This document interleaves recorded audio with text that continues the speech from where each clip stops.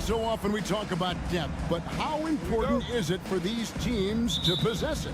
Yeah, especially with the amount of injuries we see happen every season. It's so critical that teams have players that are ready to step up and produce. It really allow you to not have to change the way you play. Now the starting group for Orlando. Wagner and Banchero are the forwards. In the backcourt form, it'll be Suggs and Caldwell Pope. And it's Carter in at the 5. So the Orlando Magic able to put the first points up on the board. Here's Maxey. Shot clock at 5. Embiid with a screen on Suggs. Traps in the tray. Take your focus off Maxey for 1 second, and he will let it fly from out there. Suggs passes to Wagner. Back to Suggs. Orlando moving the ball around. And it's Paul George with the foul. That is his first foul of the game. That's his first personal foul. First team foul.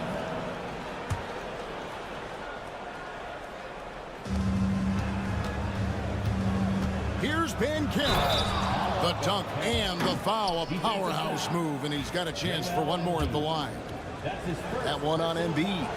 Back in 2022, the #1 overall pick was Paolo Banchero. What do you think of his game?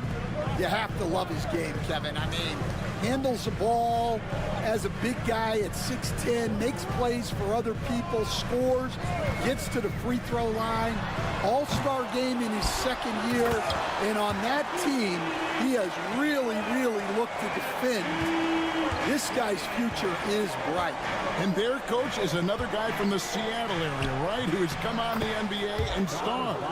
There have been quite a few of them. Yeah, he makes it look so easy out there. The game comes naturally to him. And it's Kentavious Caldwell-Pope with the foul. That's his first foul. That's his first personal foul. First team foul. Maxey kicks to Oubre. Back to Maxey. 4 on the clock. 2 minutes remaining in the fourth. That's his second shot and his second basket. He's 2 for 2.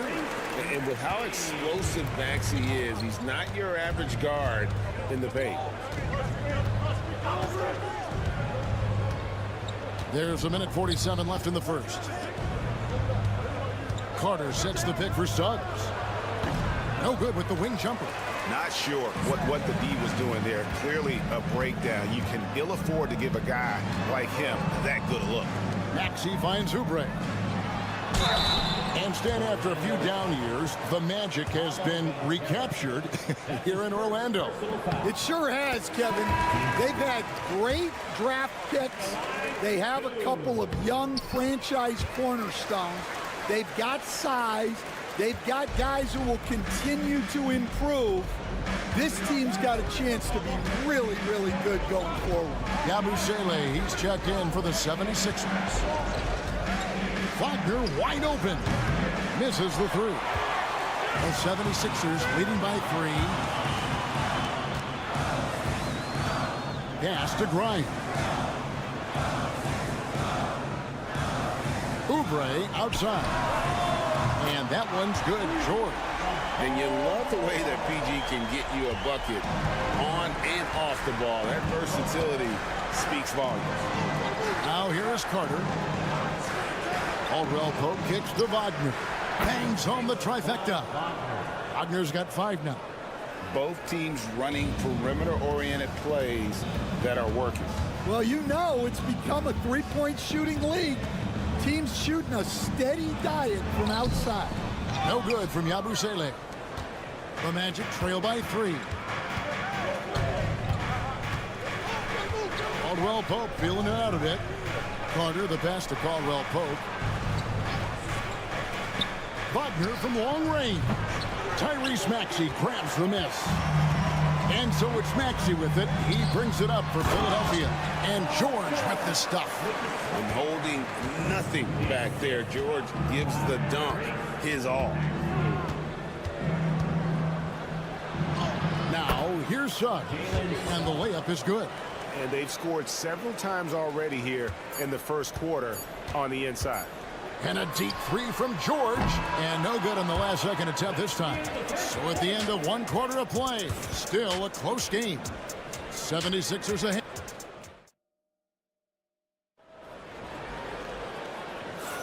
And getting going again here in the second quarter. Fairly close game so far. And what stands out to you guys from the 76ers in this one? Aggressive at running guys to the backboard. You could tell it was part of their game plan coming in. Yeah, we're not surprised by this. These guys work hard, and they are physical. This is how the floor looks for the Magic start in the second. We've got Banchero. Black is out there with Cole Anthony. Then there's Jonathan Isaac. And it's Bitadze in at the 5, roaming the paint.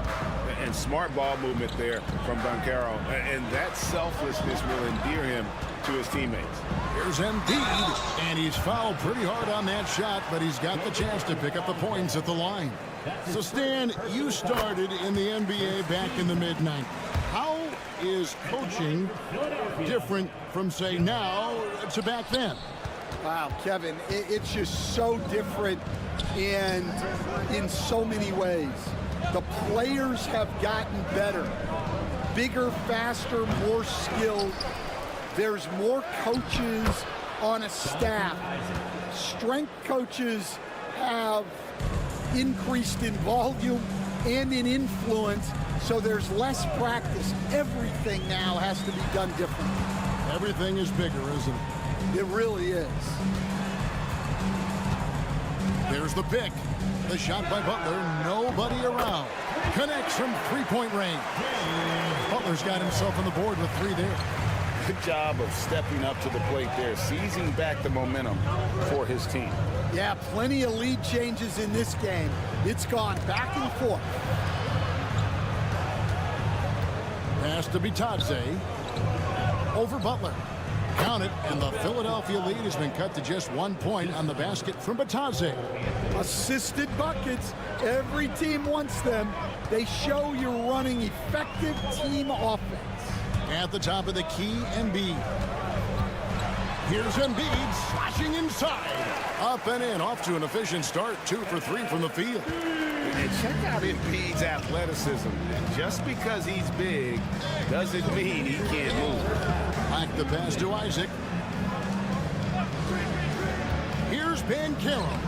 Plays it up off the glass. Yeah, and there it is again. On a lot of their possessions this first half, they've established great inside position.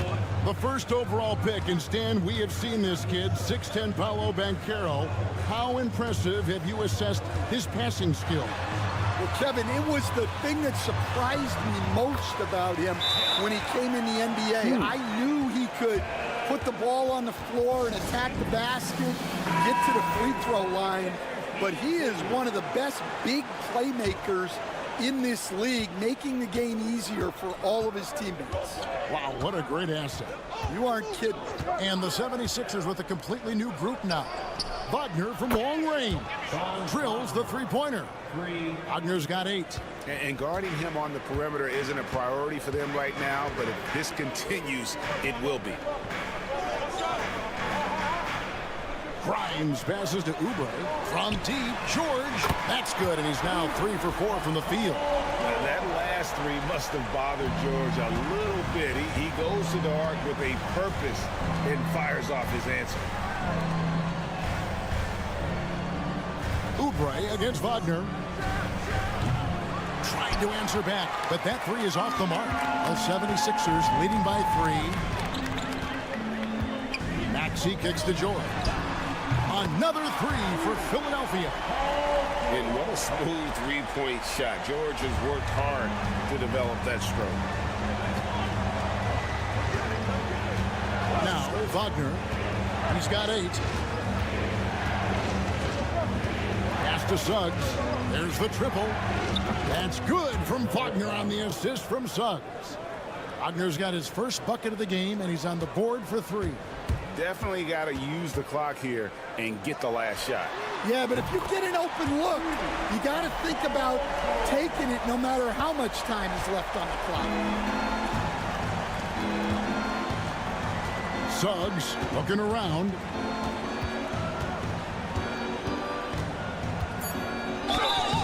And the basket is good, and he's got a chance here for one more at the line. And they keep hammering away at him inside, forcing the ball into the paint. And he'll be shooting his first free throw of the game here.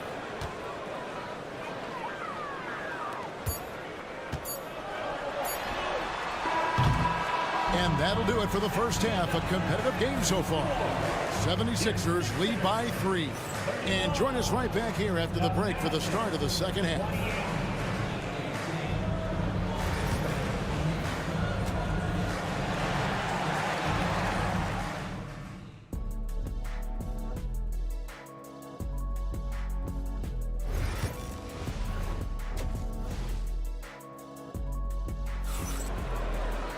Second half of basketball upon us. We may be in for an exciting finish based on how close of a game it's been so far. You look at Paul George in this game, guys. He's been everywhere. Man, he's been running wild on him through that first half. Absolute dynamite on offense. Yeah, and in terms of slowing him down, I think they're going to have to change things up. Give him some different looks. We've got Maxey. Joel Embiid out there with Oubre. Then it's George. And it's Grimes in at the 2. That's Nick Nurse's 5 as we get into the second half. That's good. The Philadelphia lead is cut down to just 2 points with the bucket from Wagner. Yeah, becoming better at setting up his teammates, and KCP delivers that pass on target. Here's Embiid. In close. Embiid gets it to fall. And if I'm his coach, I'm very pleased with this kind of energy on the offensive glass. Textbook play. Pass to Wagner.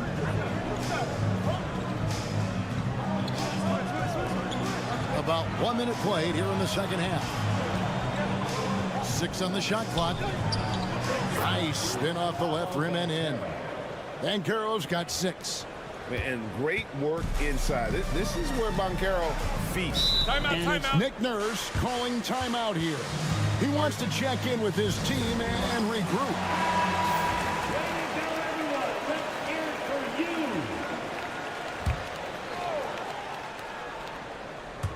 It's George on the wing. And then George with the jam. And putting his explosive athleticism on full display there. George is capable of some highlight reel dunks. Wagner from long range. And again, it's the magic from deep. You know, Stan, when I think of you as a coach, I think defense. So let me put you on the spot as you assess the wing defenders in the NBA right now. Who are some of the top 2 or 3 that you notice? Well, look, there's so many good ones. My favorite right now is Lou Dort because he's so strong, he's so disciplined, and he has an amazing ability to use his body even against guys that are a lot taller. He is a frustrating guy for great scorers to play against. Now, he brought a lot to the NBA, but haven't the Thunder done a good job developing that kid? Well, they have, and look, they've got other great defenders too, like Jalen Williams. The Magic trail by 3. Back to Suggs. Caldwell Pope pass to Wagner. Banchero is screen for Wagner. And Embiid with the block. He's so agile at 7 feet. Embiid covers a lot of territory. The 3 from George. And it's Orlando with the rebound. Second half of play, and we're 3 minutes into the third here. Suggs with a screen for Carter. Here's Banchero. From 13 feet, it goes down. Banchero's got 8. Oh, good to see that Banchero has options if he can't penetrate. Your game has to be multifaceted in the league. Oubre finds George. Embiid with a screen on Wagner. That doesn't go either for George. Well, the defense catches a break there. You expect him to make those. And it's Banchero missing. And so it's Maxey with it. He brings it up for the Philadelphia 76ers. It's a one-point game. Oubre passes to Maxey. And here's Embiid. He's got 9. 5 on the clock. And it's good for 2. 11 points in the game. Looming large on the interior. Embiid, hard to deny. Maxey against Suggs. Pass to Banchero. A putback. Great positioning on the putback. You know we talk about it all the time, guys. Those second chance buckets, always the result of that extra effort. It's and a worthy candidate tonight as we take a look at our State Farm assist of the game.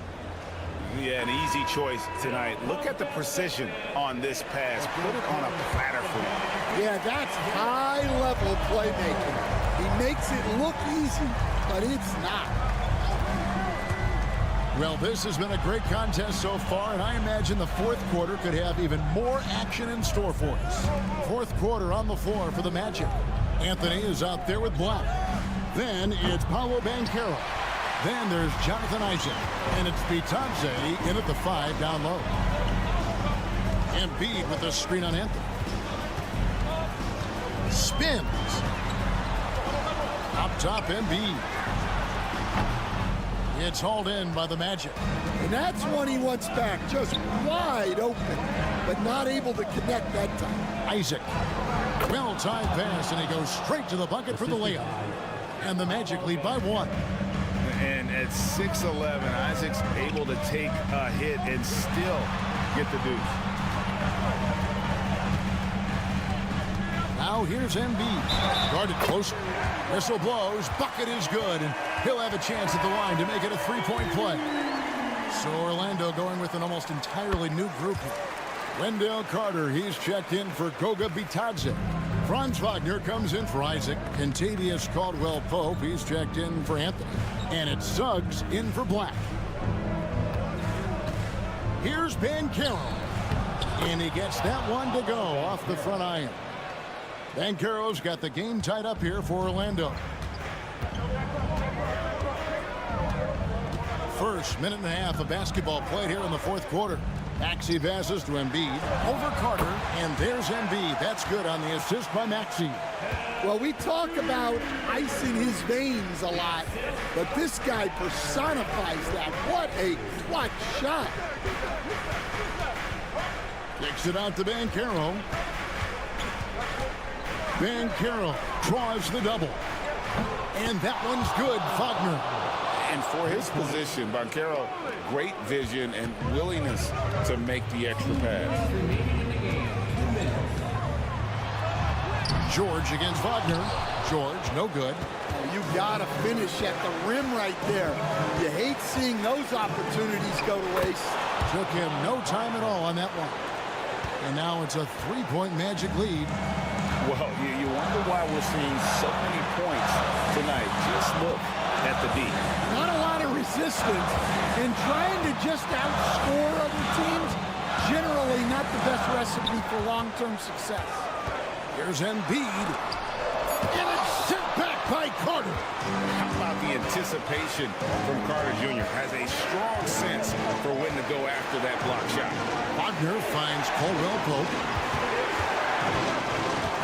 Banchero draws the double. Wagner against George. And it's Wagner missing. The 76ers trail by 3. Launches a 3. Got it. And oh, that was an enormous three-pointer. Big-time basket at a big-time moment. Yeah, don't you just love to see a player embrace that kind of pressure? To the inside. Stolen by George.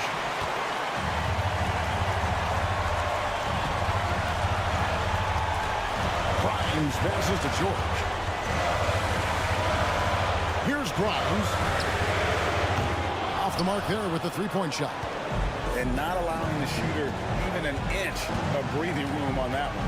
There's no air space there whatsoever. That's as close as you can get without foul. Used to these big moments from his college days, Banchero's heartbeat should stay low here. Time now to turn to our sideline reporter, David Aldridge. David. Well, during that break, Coach Nick Nurse talked to his team. You wouldn't know they were down from what he was talking about. He was positive with the team. He was calm. He said he wanted to keep them focused. It's a pretty good approach, guys. Back to you. Okay, David, thanks. Embiid, no good. And they commit an intentional foul. We'll see another one of those so they can get into the penalty. That's right. No other option but to foul and hope for some misses. And we've got a timeout called by Jamal Mosley. And he knows there's no room for mistakes and wants everyone on the same page. And that's an intentional foul. That's his second personal foul. Second team foul. He hits the first one, and that makes it a 3-point lead. Taking 2 shots. So it gets them both, and it's a 4-point ballgame. No doubt, that just about seals it. And the 76ers call time here. Just 4 seconds left here in the fourth quarter. And let's get your take, guys. What's the strategy? And I'm sure the coach is telling them it ain't over till it's over. Yeah, but I don't know.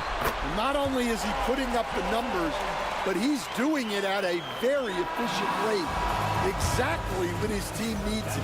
And so the big win by Orlando in a tight game. They break the hearts of every fan in the building.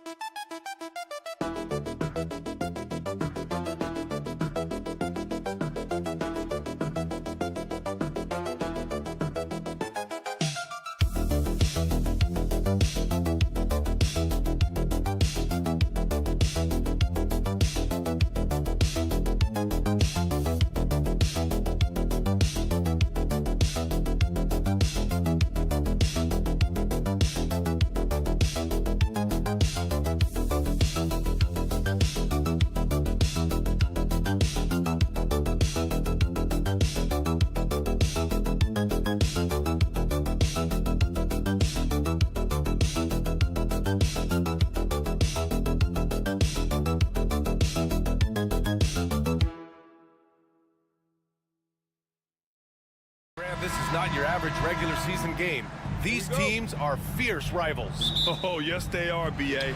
I love playing in these type of games. I mean, the fans are extra loud. The players are fired up. This will be fun. Now, New York starting five. We've got OG Anunoby. Mikal Bridges is out there with Jalen Brunson. Then it's Josh Hart. And it's Towns in at the 5 spot. Outside Hart. And here's Brunson. Shoots over Siakam. The rebound by Turner. Now here's Nesmith. Halliburton looking over the floor. Turner inside. Towns on him. Shot clock at 5. Well, there's no question. Pascal Siakam has raised the ceiling of this Pacers team. Yeah, absolutely. He complements Halliburton's up-tempo style very well. And defensively, he shores things up with his ability to guard 1 through 5. When the Knicks are having a good season, it is amazing how excited their fans get, Brent. Well, it's been generations, BA, that have been salivating for this franchise to get back to its winning ways. The last championship came in 1973, so as a fan, you can't help but get fired up when there's a chance at a title run. And it's the Pacers with the ball. After the basket by New York. The shot by Nembhard, no good. Pass to Brunson. And we're about a minute and a half into the first quarter. Here's Towns. And he buries his first look. Nice positioning and footwork on point. And Towns so smooth down there inside. Here's Halliburton. Here's Nembhard. Down it goes. And a great assist by Halliburton. That's exactly the shot they're looking for. The Knicks have gone 2 of 3 from the floor.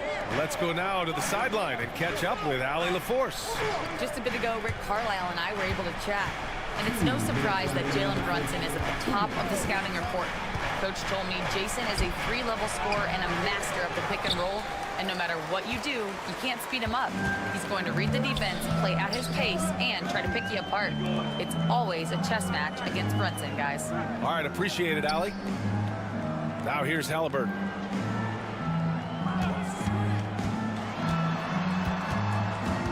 Kicks it out to Siakam. From outside, off the mark. And Brunson's got the ball here for New York. And one thing that Siakam has always had a knack for, Grant, cutting to the rim and finishing plays. Yeah, he plays so well when he has space to move. He's just great off the ball, and that fits with any team. His ability to convert at the rim makes his cuts that much better. New York leading by 3. Bridges feeling it out a little bit. Pass to Brunson. Out of bounds. It'll be Indiana's ball. Benedict Mathurin, he's checked in for Halliburton. Achua's checked in for New York. McBride comes in for Bridges. And 1:01 left to play in the first. And it's Rick Carlisle calling timeout here. I think right now he must be looking at some adjustments. And Indiana with some changes.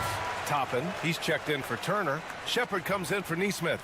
And T.J. McConnell subbed in for Nimhart. Mikal Bridges checked in for New York. Payne comes in for Brunson. Pass to Shepard. Towns against Siakam. To the inside. Achua with a steal. Here's McBride. The basket drops, and he gets fouled on the shot. One free throw coming his way. And setting the tempo with an assertive move. Like, where was the defense on that play? Yeah, APB sent out to try to find out where the defense is. Inexcusable. Walker, he's checked in for Indiana. Tyrese Halliburton comes in for Shepard. And the Knicks making a change here as well. Mitchell Robinson, he's checked in for Karl Anthony Towns. Now here's Mathurin. And so it looks like the Pacers will retain possession here.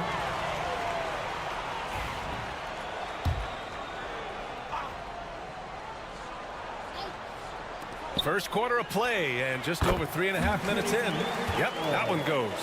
Easy look when the defender isn't fighting over the screen. Yeah, the coach over there just asking for one simple thing, and that's some effort. Got burned on that one. Bridges outside.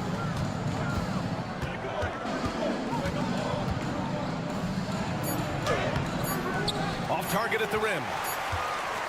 And we've reached the end of the first quarter. New York out in front, up by 4. Don't go away. We'll be back.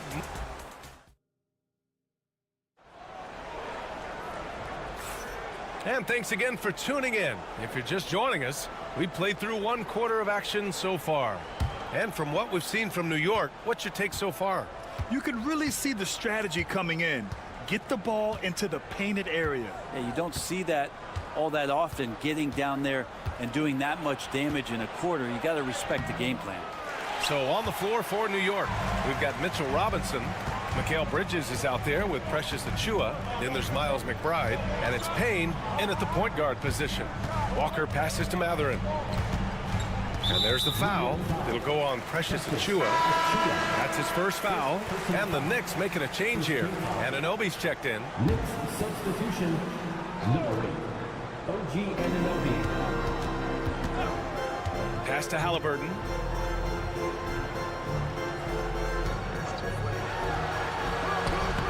Oh! Halliburton scoring amongst the trees. That's a crafty play by Halliburton inside. He navigated his way around several coverages. And Brent, this Knicks team, they've taken on the identity of their head coach. Well, B.A., isn't it interesting? Tom Thibodeau, lots of scuttlebutt about him as the coach. And then they brought in players that kind of fit the coach. They play hard, they play defense first, they play a ton of minutes, but this team is gritty, and they don't give up. Toppin with it, and Bridges picks him up defensively. Halliburton outside. Just 5 on the clock. Over Robinson. Tyrese playing big in the painted area. Halliburton comfortable from there. Defense has to watch where he gets to on the court, because right there he's dangerous. McBride passes to Bridges. Right side McBride. Robinson, a screen on Halliburton. And it's good for 2. Bridges has got 5 points now in the quarter. Yeah, picking his spots. Bridges does a great job of letting the game come to him. Outside Walker. Lets the 3 fly. Yes. And it's McConnell with the assist that time. That's just tremendous scoring instinct. So fun to watch him work in the half court. And we'll have a timeout called by Tom Thibodeau. He wants a few moments to regroup with his players. Well, Grant, with the money's on the line, the mid-range is still a big part of the elite player's game. You're right, B.A. And really, it comes down to touch, obviously. And size certainly helps. And then the savvy and balance to create that space. Karl Anthony Towns is checked in for New York. Yes, sir! That's what you tune in for right there. Wow. Oh, save that for the dunk contest. That flush was so extra. Whether or not this game is close, he's the same guy, focused on finishing firm at the rim. And the basket by Siakam. And just so accurate off the pass. I mean, I love whenever Siakam decides to go right up with it like that. Outside Anunoby. Back to Brunson. Brunson inside with the finish. Good execution. They're getting some short-range looks here. Outside Neesmith. Halliburton on the wing. Brunson defending. Halliburton, the pass to Siakam. And stolen by Brunson. And the foul is called. He missed it, so he's got a couple of free throws coming his way. Almost 7 feet tall. Towns has the length to get to the line. A tough guy to guard. Offensively, Karl Anthony Towns is one of the most well-rounded big men in the league, Grant. Yeah, maybe in league history, B.A. He's an elite three-point shooter, post scorer, and his passing is severely underrated. And the Pacers making a change here. Mathurin's checked in. Hart's checked in for New York. Bridges comes in for McBride. And it's Mathurin missing. And Towns has got the ball here for the New York Knicks. Leading by 5. And the basket by Bridges. Well, Bridges is down low, doing a great job of just pounding the defense. Makes the shot. Pass to Mathurin. Siakam outside. Hart pulls it in. Now Bridges. Here's Brunson. There's the drive. Banked it in off the glass. And now a 9-point Knick lead. I really don't think there's any way to slow them down. They have the defense scrambling out there. Well, nothing that they're doing seems to be making an impact. And there are some nights where you just run out of options, whether it's by personnel. All right, good stuff, Allie. And we'll get back to the action at the start of the third quarter. To the center court. And get ready for the Fed half-court shot. Drum roll. They're thinking about the shot.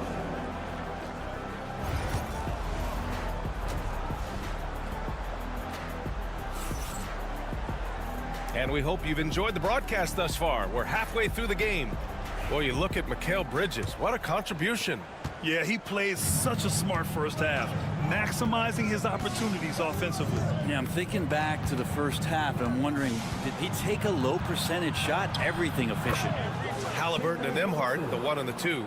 Neesmith and Siakam are the forwards. And it's Turner in at the 5. That's the group for Rick Carlisle, getting going here in the second half. And now the Knicks on the break. Indiana with a rebound.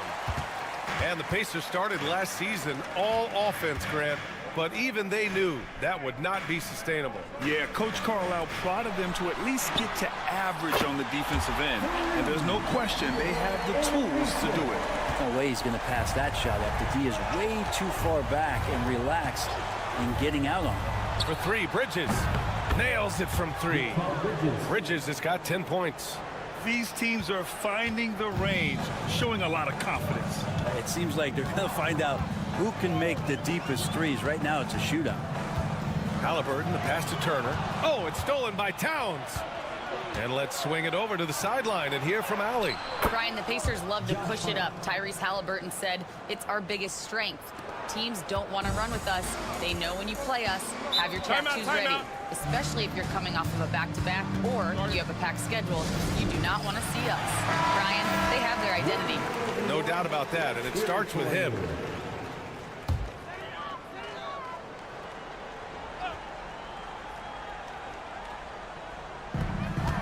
Halliburton left side from outside the arc. He got it. Halliburton nails the three. Steady from behind the three-point line. Halliburton is someone you rely on to knock down a few threes. Brunson against Halliburton. A tad short, but it's good off the front iron. Give him 8 points now. And just executing at a high level.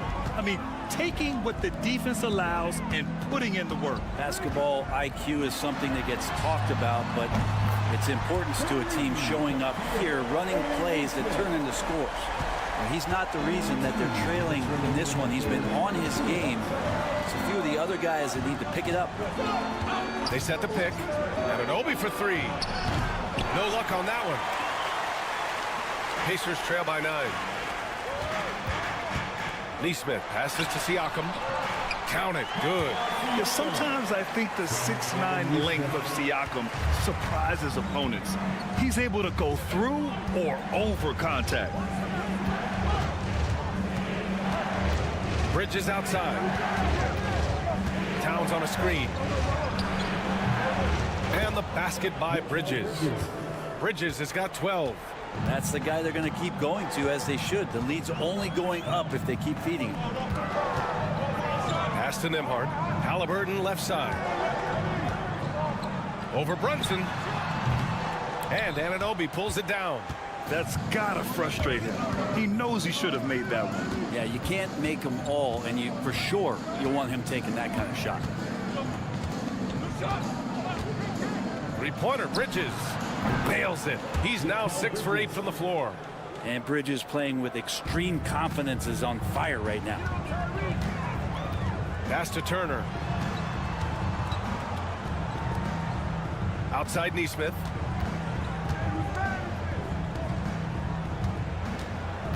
Now Halliburton. Let's go with a three. No good on the shot. Now 8 seconds separating the two clocks. Brunson passes to Hart. Towns with the ball. 20 seconds left in the third quarter.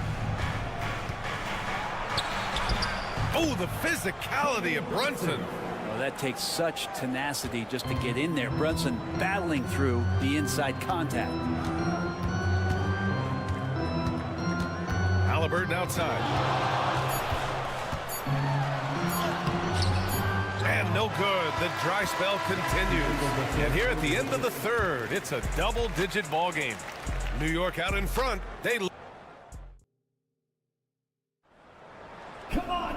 And we reach the fourth quarter in a game that may already be out of hand.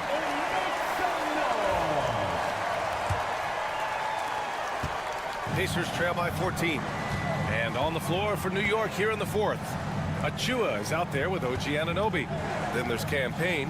Then it's Karl Anthony Towns. And it's McBride in a shooting guard. And the shot goes. Halliburton too good offensively, and that's a nice looking jumper. New York has gone 3 of 4 from distance in this game. Achua with a screen. Anunoby finds Towns. Outside Payne. Fires for three. That's in. Coming off an assist from Towns. Towns has got 3 assists in the game. And Halliburton has got the ball here for the Pacers. Down by 15. Launches a three. Oh, Halliburton with the answer. You're clapping back. Halliburton matching the three from the other end.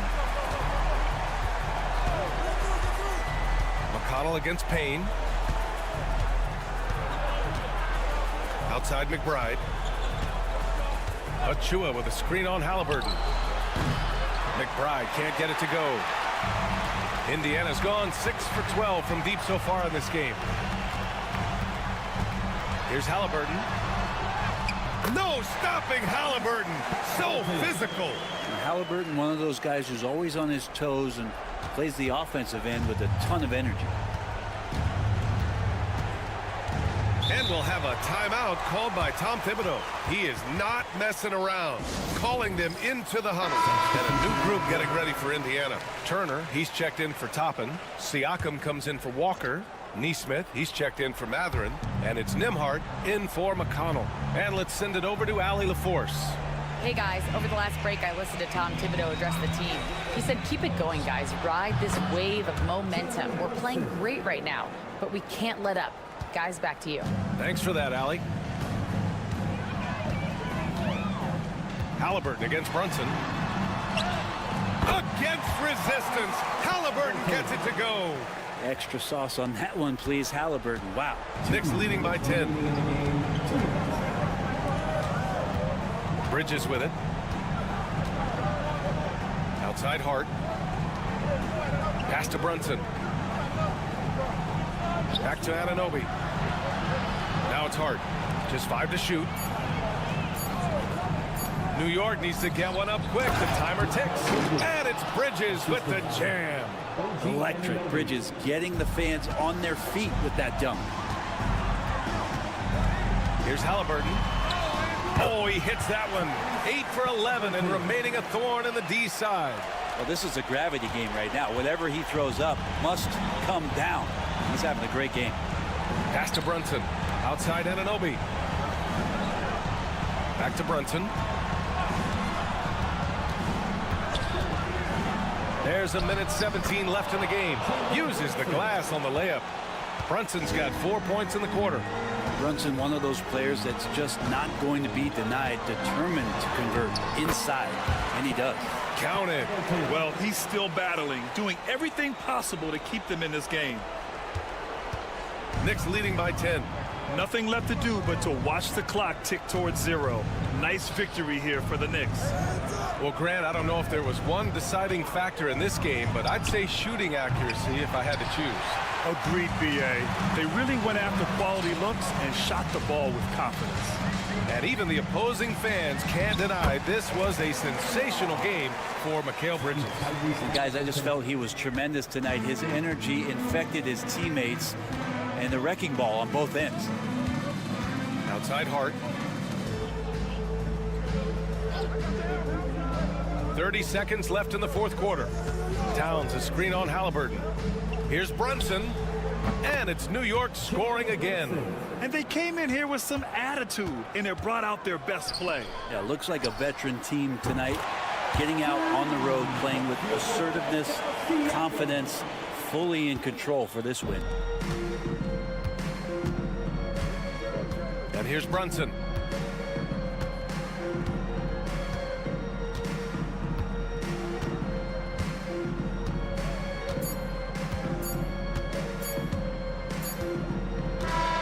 And so it's New York winning this one. Just a gutsy performance on the road. Allie, thank you as always. And that's going to do it tonight, folks, for our broadcast.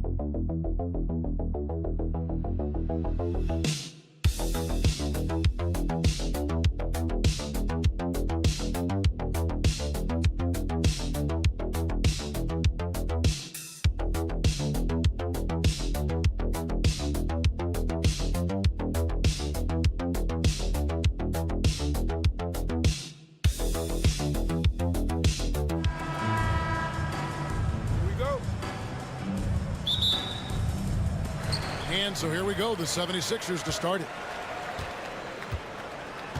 A look at Atlanta's opening lineup. The front court is Shea and Johnson. Daniels out there with Trae Young. And it's Okongwu in at the center position. Nice rhythm to that play right there, and George was ready to fire. You know, Clark, the days of trust the process are long gone. The Sixers are now focused on the now. As well they should be, Kevin. With a superstar big guy in his prime and Joel Embiid, there's no time like the present. And it's not going to last forever, so they need to capitalize. Now, here's Oubre. Jalen Johnson missing his last shot. Maxey, no good. Now Daniels. The shot goes in. First shot, first basket. And once he got to the 10, I think he was surprised to find himself that wide open. Well, this early, they should be showing a lot more energy on defense. It's not there. Now, here is George. Oubre, no one around him. The shot's good on the assist by George. A legitimate sniper from distance. Love seeing Oubre Jr. shoot it with such precision. First quarter of play with about a minute and a half gone. Young drives in. Makes it off the glass. Oh, crafty move there by Young, finessing his way around the contact. Outside, Maxey pass to Embiid. And he gets the basket. Officials blowing the whistle, so a chance at the line for one more. Watch out now. When this guy gets into a rhythm, it is something to behold. And Joel Embiid is a giant center. Clark, his size, his arm span. How does his sheer size, do you think, affect the game? Well, he's a mountain of a man. Not only is he tall, he's wide, and he's deep, too, Kevin. In other words, he's hard to get around. And he's also hard to challenge because he's north and south. So, and you factor in his touch. This guy does things that I've not really seen a guy of his size do, particularly when you talk about pity-patting the dribble and knocking down face-up jumpers all the way out to the three-point line. It should almost be unlawful for a guy north of 3 bills to be doing that. And here's Embiid. Following the three-pointer by Trae Young. That one is good from Joel Embiid. Hey, with his strength, Embiid very physical. It's going to take a lot more contact than that to rattle. And timeout is called by Quinn Snyder. Looking for a breather and maybe just one or two things to talk about. Yabusele, he's checked in for Joel Embiid. And here in the first, approaching 3 minutes played. It's Young on the wing. He's covered by Maxey. Maxey against Young, and that one is good. Young's got 7 points in the game. Nice job capitalizing down there. Young good at probing inside and finding some space. Pass to Maxey. Now in the scoring column with that bucket. 1 for 2 this game. And their post play has been really solid right off the bat. Here's LeVert. Johnson outside. Now here's LeVert. Now Young takes a 3. That's good. And it's LeVert with the assist. 10 points for him. Oh, great look there. Young off a pass would normally knock those down. Maxey finds George. Over Johnson. Great look there, but off target. Very dangerous to leave a guy like that open. Lucky break there for the D. 5-second differential between the shot clock and the game clock. Okongwu, the pass to LeVert. Nice ball movement here by Atlanta. Shot by Johnson, no good. 3 on 3. The 3 from George. Good on the three-point shot. Great idea to pull up and take the transition 3 there. The D was in position to block his path to the hoop if he took it inside. Young way outside, and the last second attempt does not go in for him.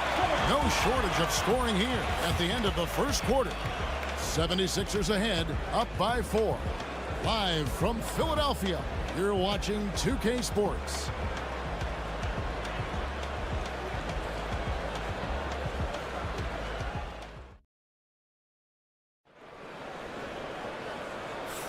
And for those of you just tuning in, the second quarter of action is where we're at right now. What do you guys think so far about the offensive approach for Philadelphia? We've got a bunch of this game yet to be played, but they're shooting it well from the three-point line. That's got to be a welcome sight. They've also displayed a real unselfishness as a team, moving the basketball well, sharing the rock, and giving everybody a chance to participate in the offense. So with Johnson sitting on the bench, here's the 5 for Quinn Snyder right now. Niang out there with Clint Capella. Then there's Karis LeVert. Then there's Reza Shea, and it's man in at the 3 spot. Break since making it to the Eastern Conference Finals in 2021. The Atlanta Hawks haven't been that good. And it was hard to tell if that was a Cinderella run at the time, but Kevin, looking like that might have been the outlier. The Hawks took some risks to get back there, but it just hasn't worked. And now we've got some time to check in from the sidelines. You got for us, GA? Kevin, thanks. I asked Quinn Snyder what he enjoys most about coaching, and the Hawks coach said the opportunity to compete in such an intense way. Also, the tactics of the game and the intellectual part of player development. It's rewarding to see and have a part in someone's growth and improvement. Kevin? Maybe that's coaching, right? Growth and development. A mind for the game, for sure. I've always respected Coach Snyder. And they take the lead. Reza Shea's got the lead up to 2 now for the Hawks. Well, that's a great sign for Reza Shea, proving he can handle the physicality of the NBA. Pass to Embiid. Down low. Out to Edwards. Here's McCain. Just 5 to shoot. Sinks the three-pointer. And the lack of effort to fight over the screen there makes that an easy shot. Well, I'm going to credit the screen. I mean, that's a good, strong pick he lays there. Now, here's LeVert. No scoring in this one. Screen by Niang. And it's Reza Shea missing. No excuses, none. I mean, with the defense non-existent, I mean, he has to connect from there. Butler finds Embiid. The shot's good on the assist by Butler. Embiid's got 8 points. With the rise of positionless basketball, Clark, this has to be the most difficult era to be a center. I would not disagree with that, quite honestly. I mean, they're asked to do a lot. I mean, if they're not elite rim runners as centers and shot blockers, they've got to be able to shoot and shoot from the perimeter, not just in the low post.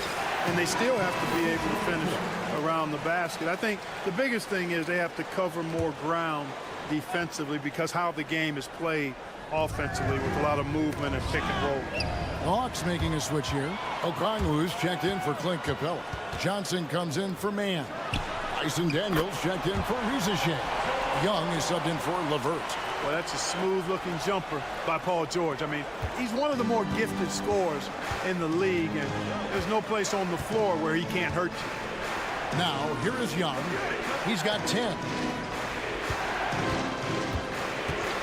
Here's Johnson. Back to Young. They need this, and the jumper is good. He's got 12. And I like the resourcefulness Young brings to the table, taking any shot he can create. We're talking about Trae Young here, GA. What stands out most about him to you? Well, Kevin, I'd say just how confident he is, right? He plays with that unique energy and swagger. You love him if he's on your team and can't stand him if he's playing against you. And here's Young, following the three-pointer by Tyrese Maxey. Count that bucket. Young's got 4 points in the quarter. And this guy can light up the night with his scoring. Hard for the defense to contain Young. The shot by George, no good. They can go 2 for 1. It's about being smart right now. And Young kicks to Daniels. That's in, coming off the assist from Young. Now it's just a 3-point 76ers lead. 7-second difference, shot and game clock. Outside, George.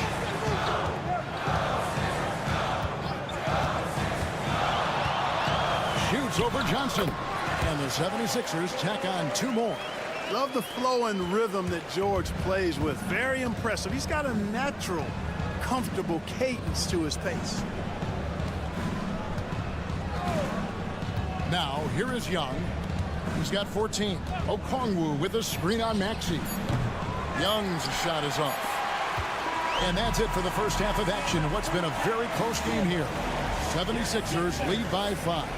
And a chance now to send it over to David Aldridge, standing by courtside. All right, thank you, David. And folks, don't go away. After the break, we'll see you right back here for the start of quarter number 3. Get ready for the fan half-court shot round. They're measuring up that shot.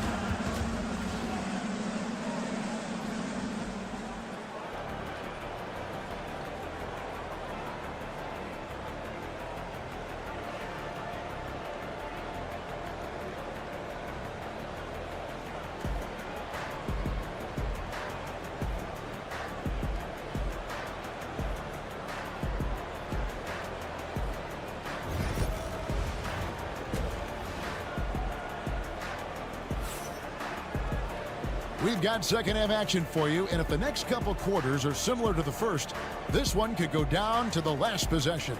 It's been one outstanding game from Trae Young. Man, he's been running wild on him through that first half. Absolute dynamite on offense.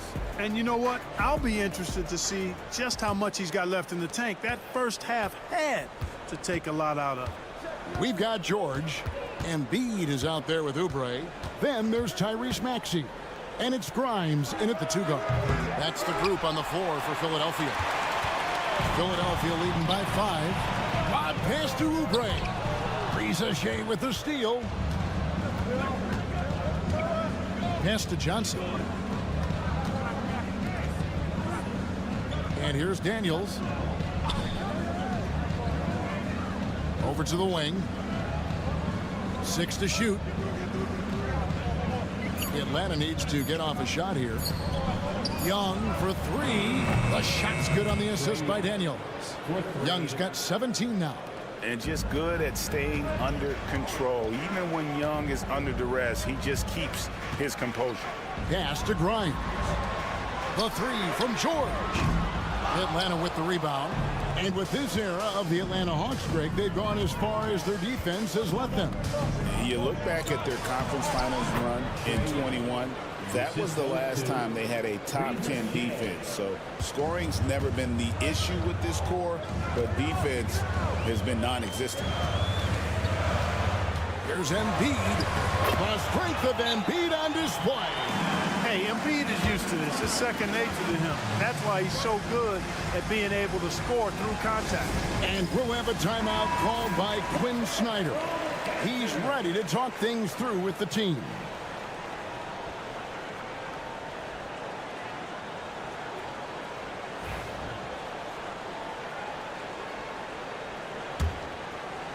"90 seconds now into the second half.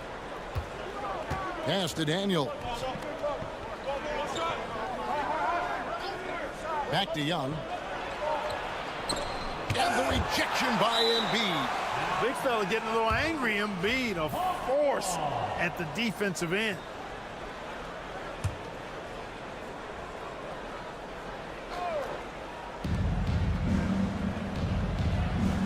Daniels with it. 5 to shoot.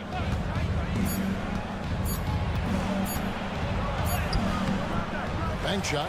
No good. And it's Maxey with the ball for the 76ers. A 2-point game. It's good from long range. He's got 8.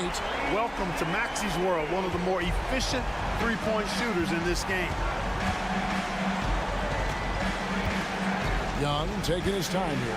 Pass to Okongwu. Shoots over Embiid. The shot by Okongwu. No good. Clark, we know what a great player Joel Embiid is. He was the 2023 MVP, and he was on that same road until he got injured last season. Unfortunate to see the big fella Embiid deal with the injuries that he has throughout his career, even going back to his 1 year in college. It's unfortunate, but that has hampered what is a special talent in Embiid. Young against Maxey. To stop the run, count it, and the Philadelphia lead has been cut down now to just 5 on the basket from Young. A high-level shot maker. Just a threat the moment he crosses half court. Young gun. Back to Maxey.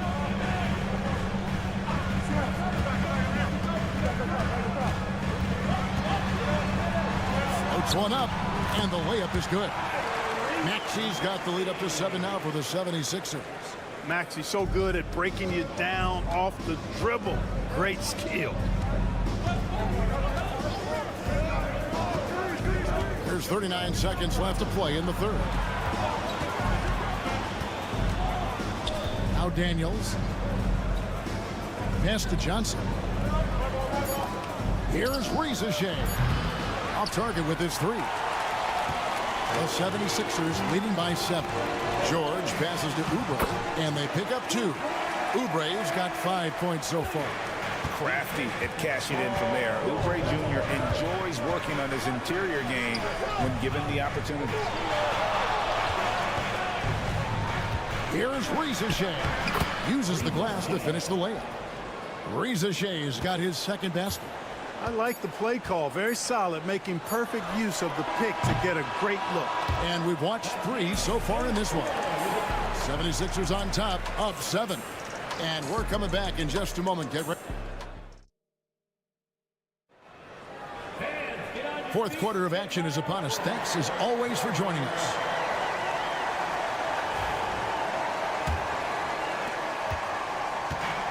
Philadelphia's gone 7 of 11 from deep tonight, using the three-pointer to their advantage. So with Johnson on the bench, here's the 5 for Quinn Snyder right now. Terrence Mann is out there with George Niang.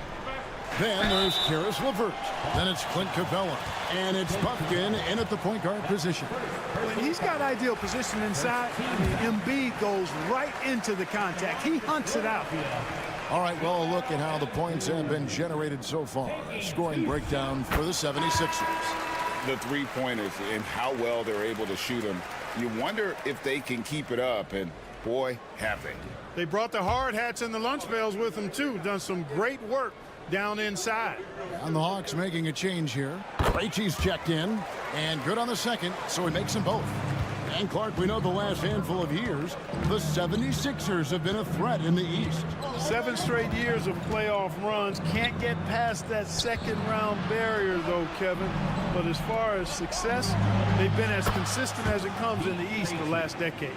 Boy, Karis LeVert has done a nice job elevating his playmaking ability, which helps him and his team. Butler feeling out a bit. And right away, they match it with a three-pointer of their own. Butler's got the lead back up to 9 now for the 76ers. LeVert with it. Butler covering. Lets it fly. Man, that's good. And it's LeVert with the assist. Timeout. LeVert's got his 4th assist in this one. And we will have a timeout called by Nick Nurse. Clearly, he's got something his players need to hear. And immediately. And the Hawks is a completely new group on the floor. And while we've got a moment, let's send it over to our terrific reporter, David Aldridge. David? Hey, guys. During the last timeout, I listened to Nick Nurse talk to his team. Now, they've been happy with the way the team is shooting. He reminded players to keep taking those threes, that they've had some clean looks. When the 3 goes in, it's always a welcome sight. Guys? All right, thank you, David. Here's Embiid. Oh, yes, he did. 5 up and 5 down for him so far. Nothing new for Embiid here, going off for a big scoring performance, par for the course. Shot from free throw range. That's good, and the 76ers lead is cut back down to 7 after the points coming from Young. And he's had an excellent performance overall from the field. Pass to Embiid. Okongwu grabs the board. Okongwu's now got rebound number 5 here tonight. Here's Young. Paul George grabs the miss. That's not the type of opportunity he fails to convert very often. Maxey finds Oubre. And here's Embiid. Pass to Grimes. Trains the three-pointer. Grimes has got the lead up to 10 now for the 76ers. The big man draws so much attention, so Embiid takes advantage of that and finds an open teammate. Johnson with a screen on Maxey. Another miss by Young. And they had some botched coverage that turned into no coverage.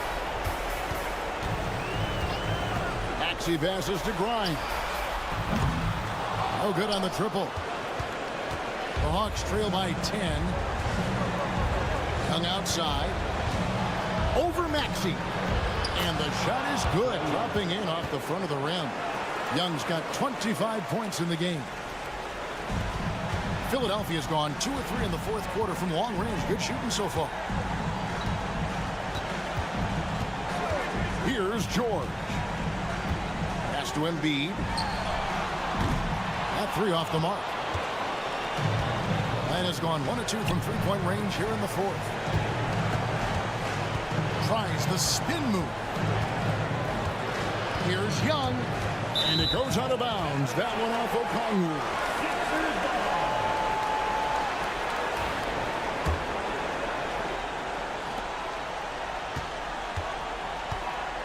This game looks like they've got it just about wrapped up. Yeah, just got to work that clock and take care of the ball. High post, Embiid. And he lays it straight in. And the 76ers lead by 10. They made the most of their opportunities, looking comfortable and locked in throughout the night. Boy, they've given their fans plenty to cheer about, that's for sure. Effort, skill, coaching, you name it, they've done it. And hard to miss the wide open man that time. Kudos to Young for finding him. Now, here's Maxey.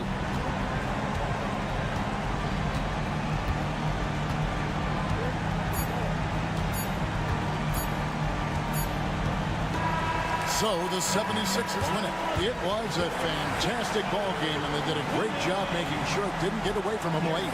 Yeah, I mean, Thank you for that, David. And that'll do it, folks. For David Aldridge, Greg Anthony, and Clark Kellogg, this is Kevin Harlan.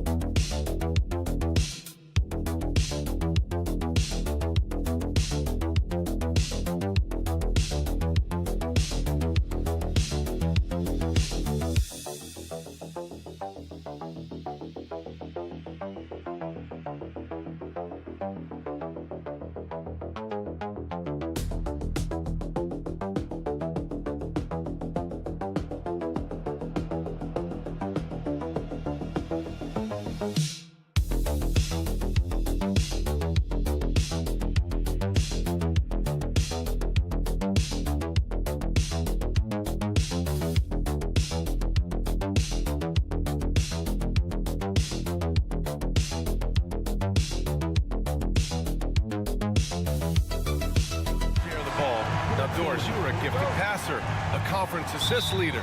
What makes a great playmaker? Well, look at Brian Anderson doing his homework on his partner here. I think, obviously, you have to have some vision. You've got to have a handle to be able to get to the spots you want to on the floor, to deliver the pass at the appropriate angle. But maybe most importantly, you have to have a desire to make your teammates better. So a look at our starters for Orlando. On the wings, it's Caldwell Pope and Wagner. Banchero and Carter Jr. make up the front court. And it's Suggs in at the point. Now here's Banchero. Pass to Suggs.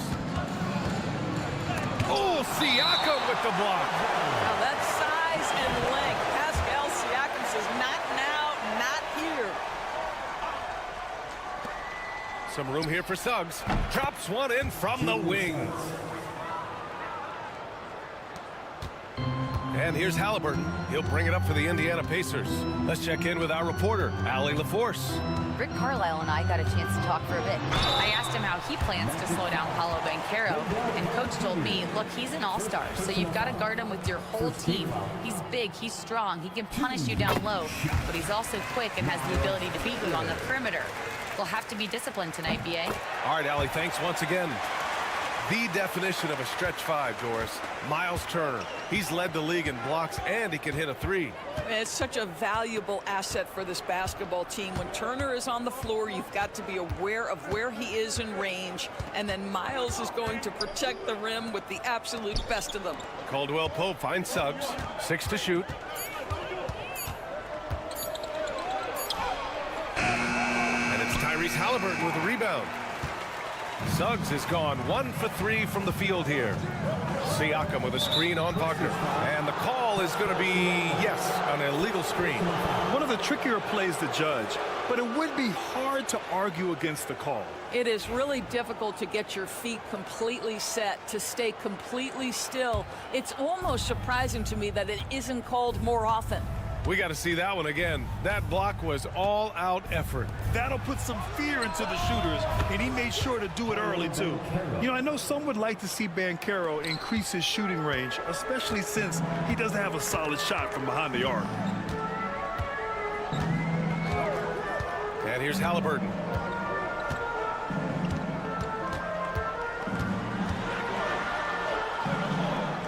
Neesmith on the wing. Oh, a beautiful reverse layup. A pretty pass from Tyrese Halliburton. You want this guy running the show. Banchero against Siakam. And Banchero gets it to go. Banchero's got 5. I love this approach. Getting him involved early, and it's already paying off. They know that if this guy goes off, their chances of winning rise exponentially. Now here's Halliburton. And that one's good. We call that tough points from a tough guy, young Tyrese Halliburton. And so it's Suggs. He brings it up for the Orlando Magic. Banchero surveys. yes, it goes. Got a little English on that one. He has 7. Pick works well there, but the defense left a lot to be desired. It takes incredible effort to stay connected to the hip of the offensive player. You've got to want to work. He is too good a shooter, guys, to be left open like that. The defense just dodged a bullet there. Suggs, right side. Wagner on the wing. Banchero outside. Oh, Banchero throws it down. Oh, too big, too strong. It'll take more than that to stop Banchero. Nembhard outside. Pass to Turner. The 3-ball. Fires in the triple. You don't want to let him get into a rhythm from out there. Orlando leading. Now 8 seconds separating the 2 clocks. Banchero with it. Over Siakam. And good as it takes a nice bounce off the right iron and down. Yeah, there's not much Banchero can't do in the pick and roll set. He's comfortable as the roller or with the ball in his hands. And he was fouled while in the act of shooting, so he'll take 2 free throws. Indiana shooting their 3rd and 4th free throw shots of the night. First free throw is good. Both good from the line that time. You can tell when he steps to the line the kind of confidence he has in himself. It's written all over his body language. Pass to Black. Shoots over McConnell. And it's in! Oh! Nails the buzzer beater! Are you kidding? Makes his... And that concludes the first quarter of play. It's the Magic. They're up by 4. And back to the start of the second quarter in just a moment. And for those of you just tuning in, second quarter action is where we are. And for the Magic guys, what jumps out to you stat-wise? Well, their offense is clicking so far, capturing the momentum here early on. Boy, it's been a really pretty thing to watch, executing their game plan to perfection. All right, this is how the floor looks for the Magic starting the second. They've got Goga Bitadze. Jonathan Isaac is out there with Banchero. Then it's Cole Anthony, and it's Black in at the point. Halliburton, good. Yeah, this is his game, right? Halliburton wants you to forget how deadly he is from three-point territory. Look out. Black passes to Banchero. Bitadze with a screen. McConnell with a steal. It's a 3-on-3 fast break. Oh, a rim-rattling two-handed jam. Yeah, this is how impactful Mathurin can be in close. He loves jamming it home. Black passes to Anthony. All right, Doris, you think this heliocentric style of play can lead to championship success? Brian, this is such a big-time question, and I think a difficult one to answer. By heliocentric, we mean that the best player on your team is making up a greater percentage of the usage, meaning the ball is in their hands more. What that has led to are some of the most efficient offenses in the history of the game. But does it lead to championships? That is the answer to the question we all seek. I mean, it's incredible. Banchero can be so dominant, a young player with such a promising future. Here's Halliburton. 9 points in the game.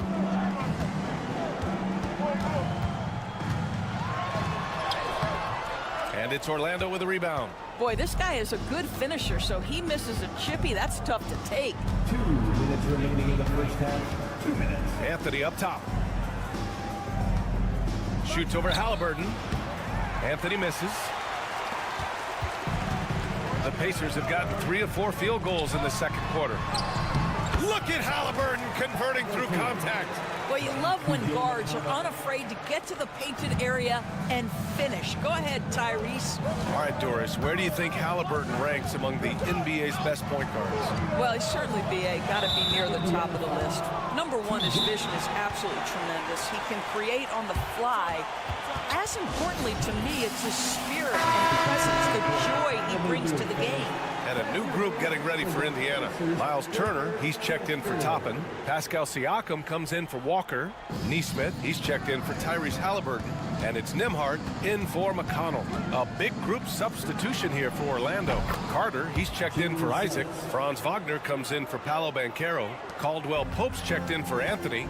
And it's Jalen Suggs in for Black. Pass to Matherin. Turner, a screen on Caldwell Pope.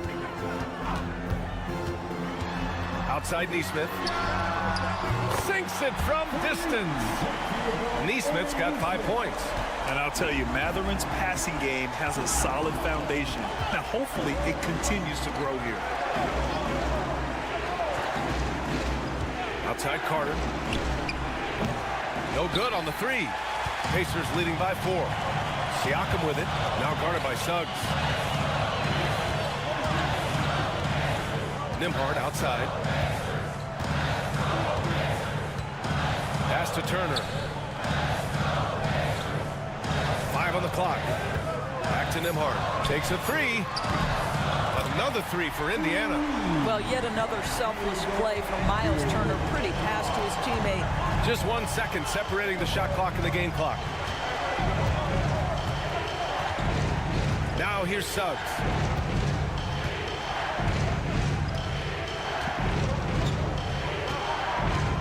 And here's Caldwell Pope. Here's Wagner. And the bucket is good. This guy reads situations so well, and he knows how to execute. And we're through the first half of play here in what's been a good one. Indiana ahead. They're up by 5. And we'll be back for the second half following the break.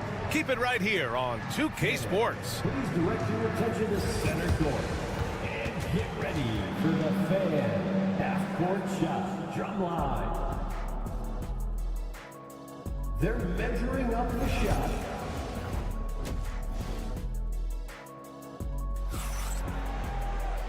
And in that first half, we saw a pretty tight battle. We'll soon find out what sort of adjustments were discussed during halftime. Paolo Banchero with a strong contribution so far in this one. I love how effortlessly he scored. The game just comes so easy for him. Now let's see if he continues that trend the rest of the way. He certainly has the talent and the endurance to do just that. Siakam at power forward with Turner in at center. Halliburton and Nembhard, the 1 and the 2. And it's Neesmith in at the small forward position. So that's the group out there for Indiana. Halliburton outside from behind the arc. It's rebounded by Banchero. And this is exactly who you want taking that shot. He just missed it.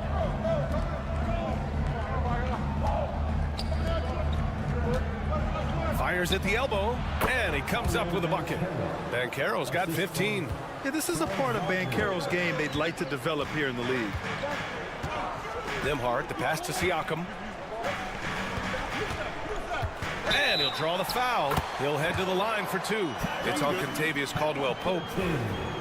Oh, unreal play to take on the contact and get it to go. This is his second trip to the line in the game. What we know about Tyrese Halliburton, this guy always ready to push the pace. He's got a ton of energy. He's willing to outrun and outwork other guys.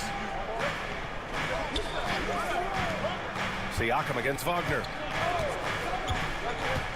Outside Carter. Hey, puts up a 3.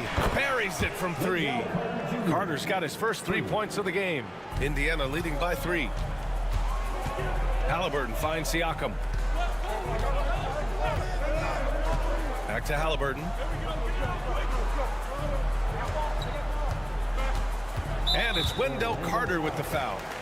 That'll be a second foul of the game. Second team foul. Third quarter of play with just over 1.5 minutes gone by. Shot clock at 6. And here's Siakam for 3. It's rebounded by Wagner. Magic trail by 3. Grant, you look at the development path of Franz Wagner. Not surprising he had an easier transition to the NBA. So think about this, BA. I mean, he played against men very early in Germany, splitting time in Euroball, and at Michigan let him really develop in multiple ways. So he's seen it all and is still so young. And so it's Halliburton with it. He brings it up for the Pacers. Nembhard outside. Pass to Turner.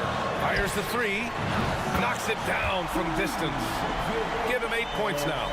Well, you just love how Miles Turner goes right up with it, right? No hesitation, catch and shoot. Suggs outside. Banchero against Siakam. Banchero no good.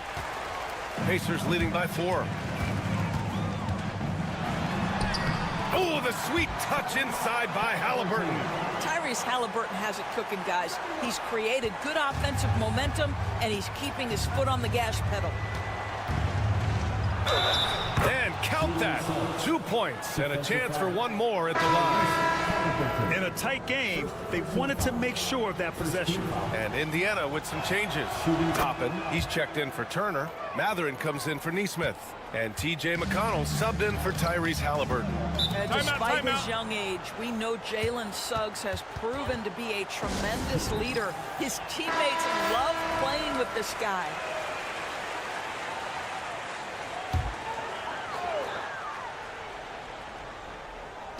Clock keeps going. 3 minutes into the second half now.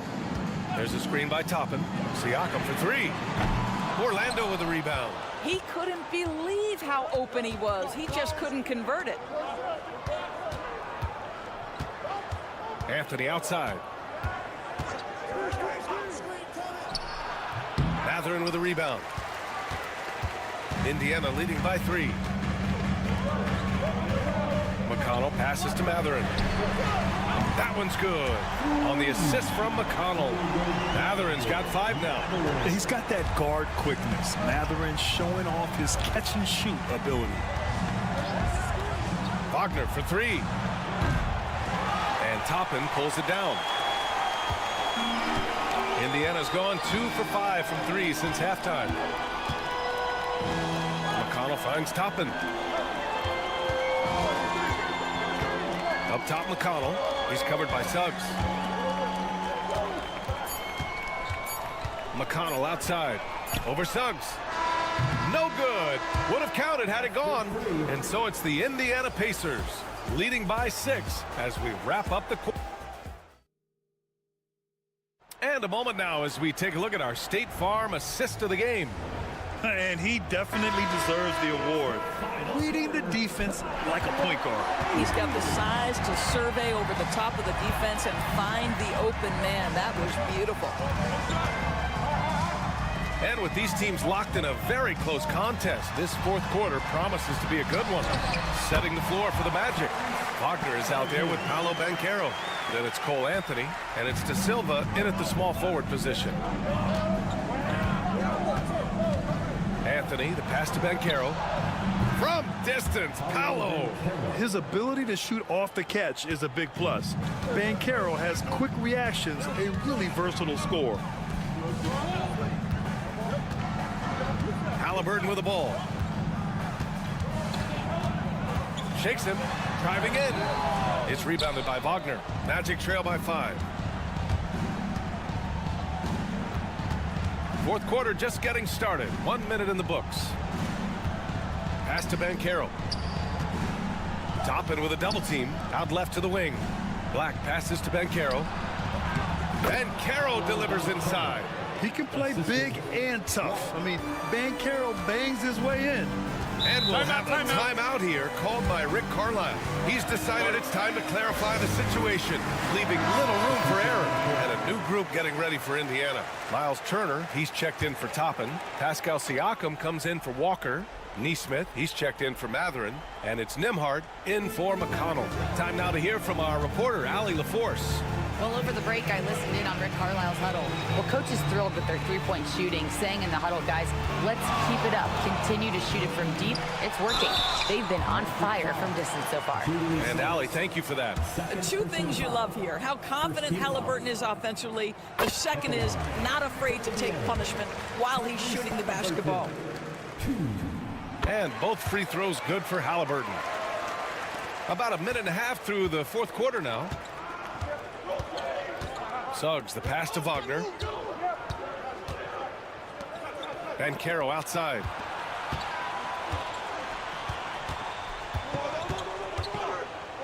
Oh, he just slams it right over Pascal Siakam. I mean, you talk about it factor, Banchero's got it, man. What a move. Siakam outside. 2 minutes remaining in the game. Outside Neesmith. Just 5 on the clock. Pass to Halliburton. Jacks up at 3. It's rebounded by Wagner. Yeah, and the defense has really got to tighten up on him. I mean, he's just too dangerous from the three-point line. Here's Suggs. Carter, a screen on Siakam. The 3 from Banchero. Drains the triple. Banchero's got 12 points here in the second half. You love that a guy so young like Paolo Banchero is ready in the big moment to step up and deliver. Just over 2.5 minutes played now. Final quarter of regulation. There's a screen by Turner. Three-pointer, Halliburton. Orlando grabs the miss. Pass to Banchero.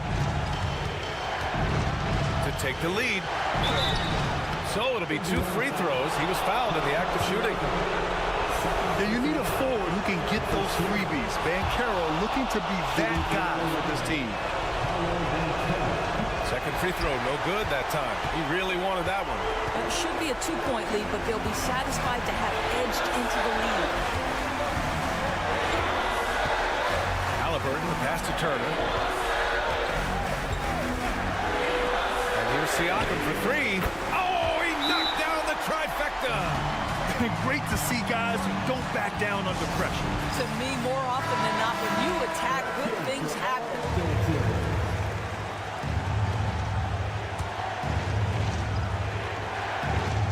There's 53 seconds left in the fourth quarter. Here's Banchero. Oh, he nails it! A huge shot to tie it up. And stepping up when it's clutch time, that's a very mature play by the young Banchero. Oh, a big-time pivotal bucket, Tyrese Halliburton. We see you. And so it's Suggs. He brings it up for Orlando. The 3 drills it from deep. And Jalen Suggs, despite his youth, proving he's willing to step up when his team needs him. And it's Rick Carlisle calling timeout here. There is a lot on the line, and he is determined to make sure everyone's on the same page. All right, guys, how do you see him managing the next possession? It's always interesting to see what play a coach has saved for a situation like this. What you want is to create a clean, high-percentage look, if that's at all possible. Halliburton finds Turner. 8-second difference between the shot clock and game clock. Here's Nembhard. Misses the 3, and that's an intentional foul. Getting a little desperate at this stage. I mean, the clock's the big factor. So the first one drops, and that'll put him up 2. So he gets them both, and it's a 3-point game. Couldn't have asked for anything better there. Only a 3 can tie it now. Halliburton, the pass to Turner. There's Neesmith with a 3. And he drills the triple! Oh, an enormous three-pointer! And so Jamal Mosley calls for the timeout. And a great call on his part. This is the time you want to be in sync right here. Pass to Banchero. Oh, stolen by Turner. Fires from way outside. Ooh, no good there. Potential game winner was off the mark. Time expires. We're going to overtime. Well, 4 quarters weren't enough to decide this ball game. Sit back and enjoy as we move on to overtime.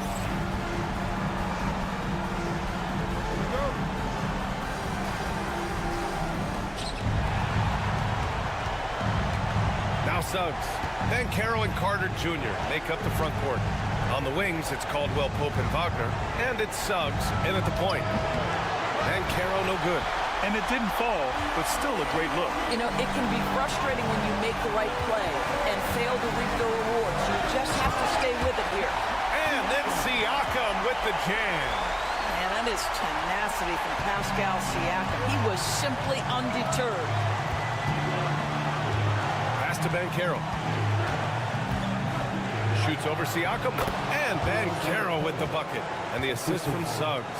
What a great shooting performance. His percentage is outstanding. Halliburton surveys the floor. Siakam outside. Over Banchero. Again, the Pacers. Good for 2 more. That's one of those clutch shots he's known for. When the pressure is high, he seems to be the most locked in. Pass to Banchero. Carter inside. Turner covers. Carter, good. A 7'5" wingspan and outstanding touch. Carter Jr. makes that look easy against the contest. Halliburton against Suggs. Now here's Halliburton. The D's right on him. That one is off. Wagner on the wing. Cash. Don't you love that a young player like Franz Wagner so willing to deliver in the clutch?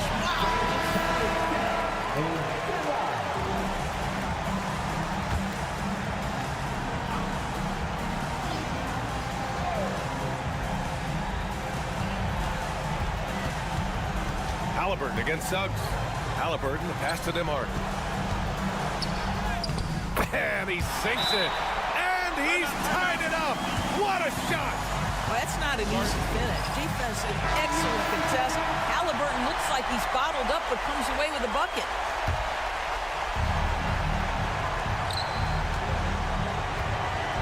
Halliburton against Suggs. Oh, he nails it. Jalen Suggs, a big-time bucket. This guy is fearless. And it's Rick Carlisle calling timeout here. And Coach didn't want to take any chances in this situation, which is why he called the TO. And looking at the options here, what do you think is being discussed? More than enough time to get a bucket. Well, they've got to be aggressive, guys, because the defense doesn't want to foul here. Halliburton misses. And they foul intentionally. Now they're going to have to do that again. They're not in the penalty just yet.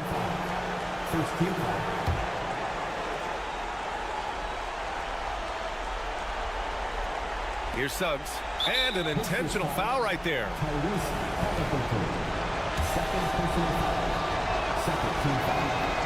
First free throw is good. And that makes it a 3-point lead. And so he drops them both.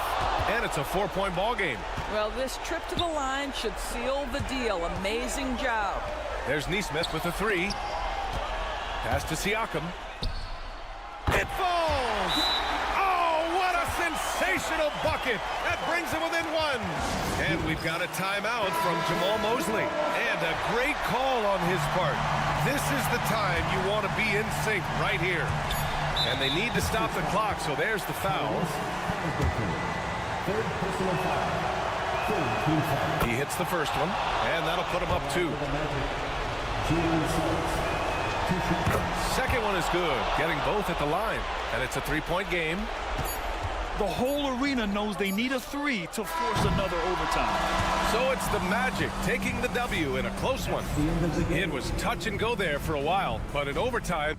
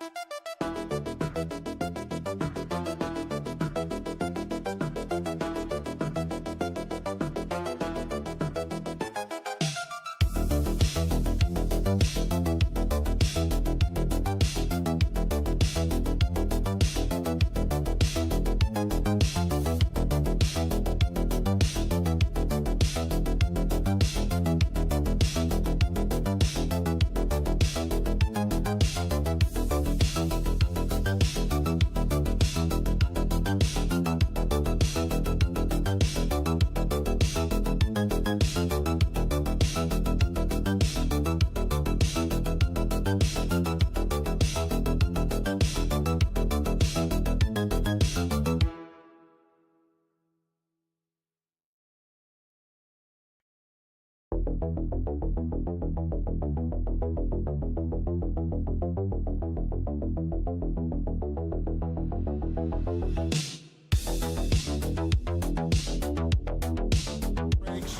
and rebounding. Should be a battle out there. Nothing easy in the paint, Kevin. Both front courts will be fighting for every possession when they miss. So a look at our starters for the Knicks. Anunoby out there with Josh Hart. Then there's Towns. Then it's Jalen Brunson. And it's Bridges in at the 2. Now here's Vucevic. Pass to Buzelis. The shot's good on the assist by Vucevic.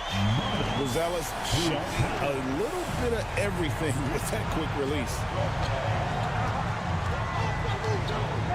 Now here's Bridges. Towns a screen on White.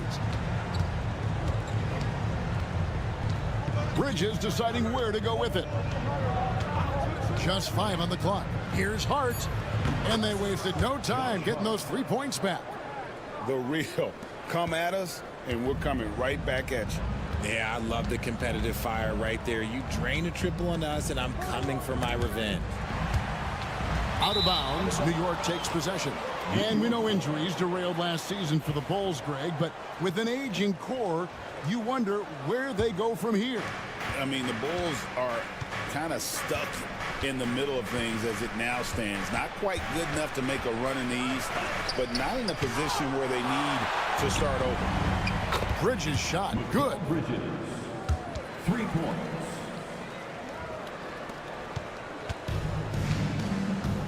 Here's White. And we're about a minute and a half into the first quarter. And at 6'5", White more than capable athletically, like the aggressiveness there. Pass to Hart. Brunson kicks to Hart. Towns, high post. Oh, and the jam by Towns. Oh, my. Karl Anthony Towns with a little extra emphasis on that one. Giddey the pass to White. And here's Vucevic. 2 minutes. It's White on the wing. Shot clock at 5. And Mikal Bridges pulls it down. New York's gone 2 of 2 from 3-point range here in the first quarter. Back to Hart. 3-pointer. And it's Chicago with the rebound. A moment now to hear from our sideline reporter, Hall of Famer David Aldridge. David. Well, Billy Donovan gave me a few minutes. Now, Coach said they need to take away Jalen Brunson's weapons and make him make plays, especially from outside.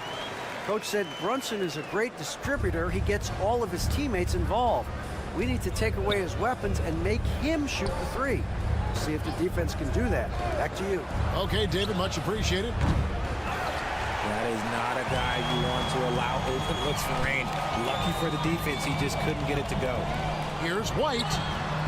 And he hits it to tie the game up. White's got 5. And you have got to honor White on the perimeter. Once he gets comfortable from there, it's going to be bad news for the defense. Towns for 3. Buzelis grabs the board. The Bulls have gone 4 of 5 from the field so far. Back to Giddey. Vucevic a screen on Brunson. There's Ball with the 3. Another 3 for Chicago. Yeah, Ball knows his team relies on him to get his own shots too. So he works to find his looks. Here's Brunson. No good again that time. Had enough room to finish, and that's one he'll usually make. Pass to Buzelis. Now here's Vucevic. It's good. And we talk about the importance of versatility. He's really got it all on the offensive end. And that concludes the first quarter of play. It's the Bulls. They lead by 5. And we'll get going at...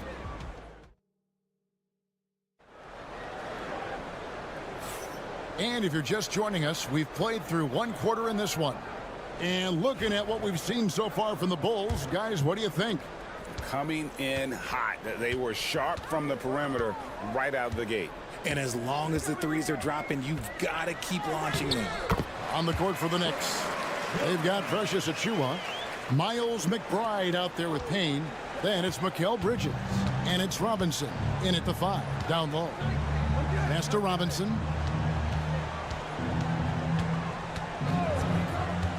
Here's Bridges over Giddey. Makes a big high bouncing, goes in. Bridges has got 5 now.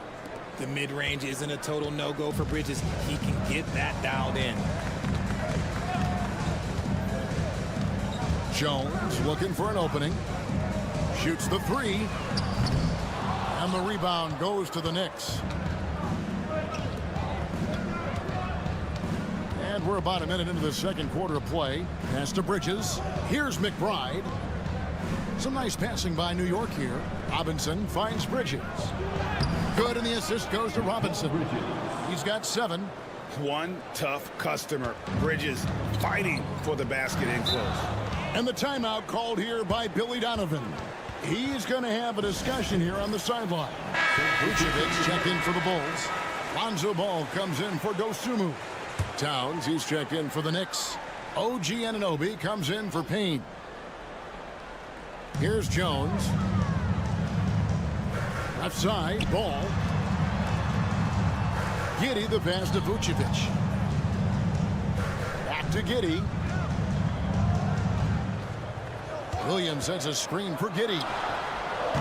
And another miss by Chicago. Knicks trail by 3. And now approaching 2 minutes of action here in the second quarter. Shots good by Achiuwa. Richard, you've talked a lot about how underrated longevity has been as a factor in measuring some of the all-time great players. Well, when you think about Jordan, LeBron, Kareem, the only way to achieve greatness in the statistical category is to have longevity. So obviously greatness and longevity coincide. And now the latest from our reporter, David Alder. Hey, Kevin, Bulls coach Billy Donovan keeps perspective. He says, I used to come back from a tough road loss, go straight to the office and pull an all-nighter, trying to figure out what went wrong. My highs were too high and my lows were too low. You have to realize so much of it is just luck, the breaks of life. Kevin? That's right, D.A. We respect Billy Donovan as much as any coach in the NBA. But a good outlook there, you're right. Hey, thank you. And it's Towns with the ball. He'll bring it up for the New York Knicks. Only giving up 2 points this quarter. Anunoby outside. Pass to Achiuwa. Towns down low. He's covered by Ball. It's good. That's about as good of a look as you're going to get. Nice execution. The Bulls have gotten off to a rough start here in the second quarter, going just 1 for 5. Giddey kicks to Ball. There's a screen by Williams. And Lonzo Ball with the 3. Ball's got 6. Just focusing on the task at hand, that's all you can do. Yeah, when the game is up for grabs like this one has been, it's all about the attention to detail. And the shot is good. Towns has got it all tied up now for the Knicks. So skilled working inside. Towns knows how to operate down low. Ball, the pass to Williams. Back to Ball. From deep. Another 3 for Chicago. And the lack of effort to fight over the screen there makes that an easy shot. Yeah, as soon as these guys feel contact, they are just disappearing like they're not even there. You got to show some fire and keep defending. Now McBride. Nothing on the board. Here's Towns. The shot that time, not on target. Great D that time from Vucevic. Fires from way outside. And that shot was up in time, but doesn't go in. And some good action through the first 2 quarters as we reach halftime. Bulls, thank you, David. We'll be back after halftime for the start of the second half momentarily. Fans, please direct your attention to center court and get ready for the fan half-court shots.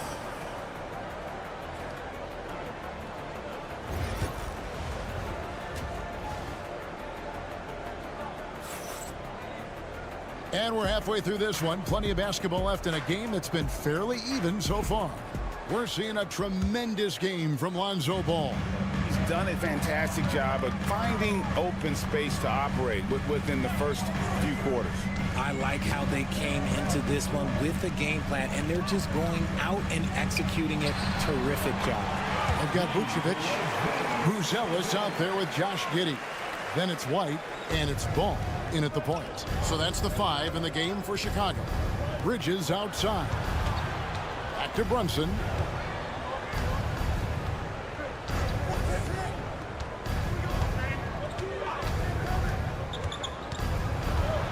Down to 5 on the shot clock. The close-range shot is good from Brunson. Great jumper there from Brunson, living off that mid-range. GA, as you know, Jalen Brunson is a second-generation NBA player. Yeah, his dad, Rick Brunson, was an 11-year vet who also played overseas and eventually settled in as a coach in this league. So Jalen grew up in those NBA locker rooms. And Giddey gets it to go. And just running the offense, White's that new breed of combo guard who can do a little bit of everything. Pass to Hart.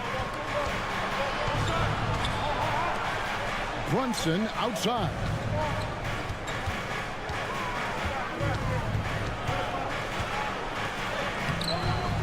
Chicago grabs the miss. Just over a minute and a half have passed here in the third quarter. And here is Ball. He's got 9. That shot wide open. White's got the lead up to 8 now for the Bulls. An assertive offensive player. White knows he has the green light to rise and fire. Anunoby against Giddey. Back to Hart. Pass to Brunson. And here's Towns. Back to Brunson. There's the 3. New York, no good that time either. The Bulls leading by 8. Inside, here's Vucevic. A chance there to push it to double digits, but it's off the mark. Knicks have gone 1 of 3 since starting the second half. The kick out to Towns. New York moving it around. Here's Brunson. And off the left side of the rim, and it swirls in for him. Timeout. Brunson's got 4 points now in the quarter. And Billy Donovan decides to call timeout. And coach has decided they need a moment to talk things over. Some changes for Chicago. Jalen Smith is checked in for Vucevic. Williams comes in for Bruce Ellis. And it's Dosumu in for Josh Giddey. Achua, he's checked in for the Knicks. Oh, tough play from White here. Hits the foul, but doesn't give up finishing what he started. Hey, Greg, Kobe White has proven he can run the show. Yeah, well, he's more than just a scorer. He's become a quality playmaker with better decision-making. But his biggest improvement has been his efficiency. Now, here's Achua. He started by Williams. Achua kicks to Towns. Brunson, that's a 2-pointer. Offensive rebound. Towns, no luck. Chicago leading by 9. Outside, Ball. Sweet little floater. Ball's got 11 points.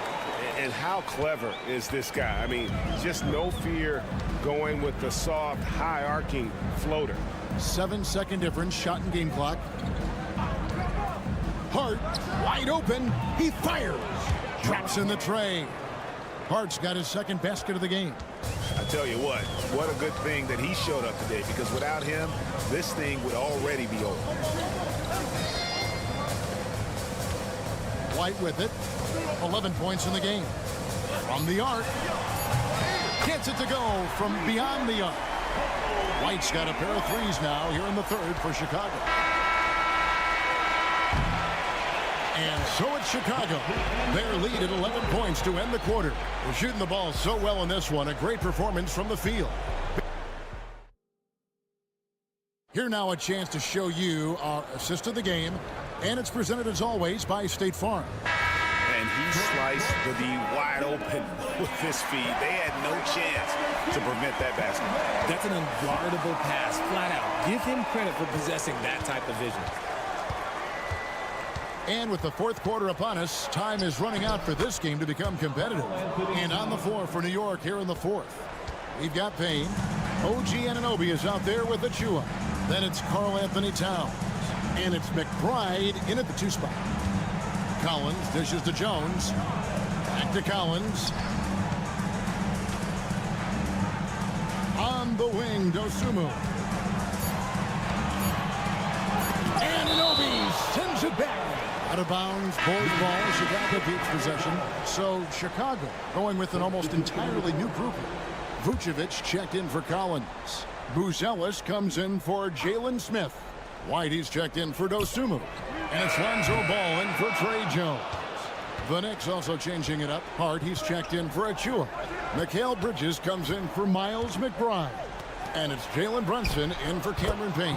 Yep, that one goes in there. And how about the game from Towns? So the combination of that height and shooting, probably unmatched in the NBA. And Billy Donovan decides to call timeout. He has decided it's the right time to talk. Right now, let's send it over to the sidelines and get a report from David Aldridge. Well, over that last break, Kevin, I got a chance to listen to what Billy Donovan said to his team.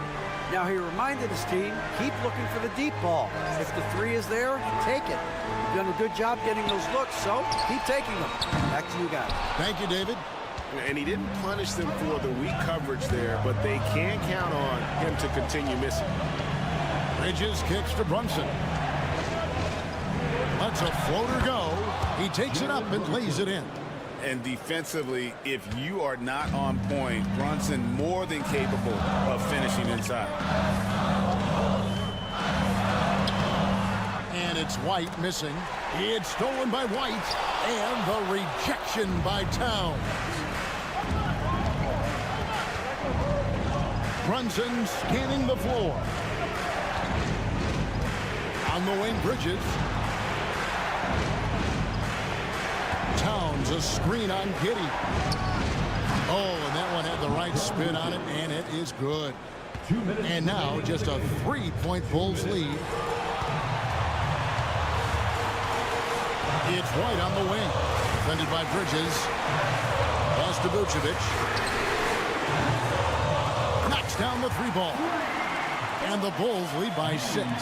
Big man move, showing some quickness on that release. Brunson against Ball. Brunson, no good. The Bulls have gone just 1 of 6 from the field to start the fourth quarter. A bit of a slowdown for them right now. Vucevic gets double teamed. White wide open. He fires. Another 3 for Chicago. And perimeter scoring, I have to imagine it was a topic of discussion at halftime. And you see this so much more nowadays in the NBA. Teams putting a larger emphasis on jacking up threes. Here's Brunson. And foul on the shot. He'll shoot 2 at the free throw line. Lonzo Ball picks one up. And Brunson, a very physical player. Someone that understands how to bait defenders into fouling. Here's Ball. 1:14 left in the fourth quarter.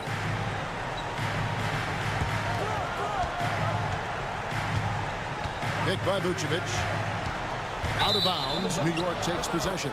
New York ball.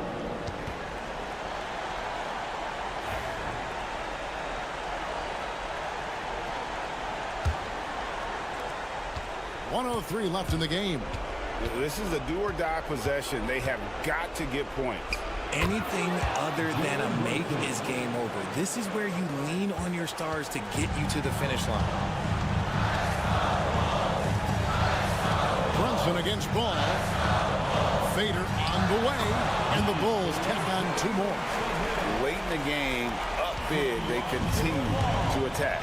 If you want to be great, you have to have that killer instinct. Brunson goes in. Yes! Oh, and that cuts the lead to just 5. Nerves never show through. Brunson as calm and cool as they come down the stretch. First team foul.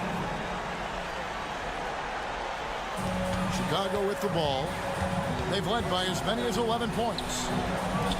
Vucevic finds Giddey. Back to Vucevic. Vucevic gets double teamed. Pass to Giddey.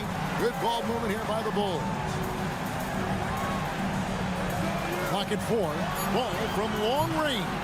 Nailed from three-point land. And the Bulls lead by 8. So many of the plays they're running designed to create opportunities from deep. With the way they're shooting, there's no need to look for any other shot. Just keep letting it rain. Here's Brunson. Anunoby outside. Knocks down the trifecta. For 3. And now we've got the intentional foul. Jalen Brunson. First personal foul. Second team foul. So the first one drops, and that increases their lead to 6. Non-go ball. Second one is good. Hitting both at the line, and it's a 7-point game.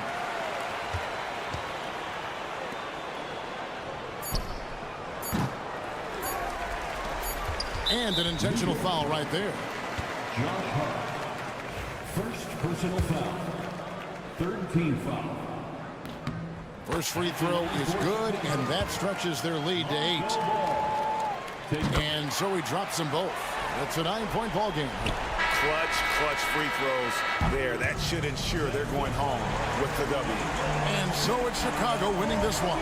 Some good competition, but the hometown...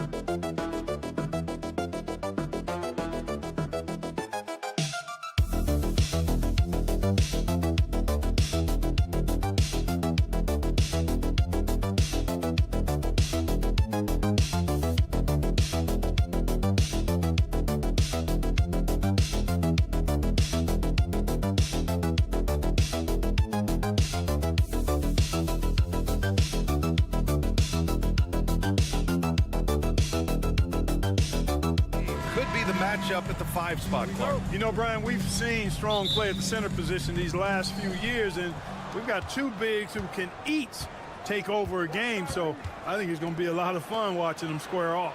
Here are the 5 for Philadelphia. We've got Kelly Oubre. He's out there with Joel Embiid. Tyrese Maxey is out there with Paul George. And it's Grimes in at the 2. Now here's Halliburton. Right wing.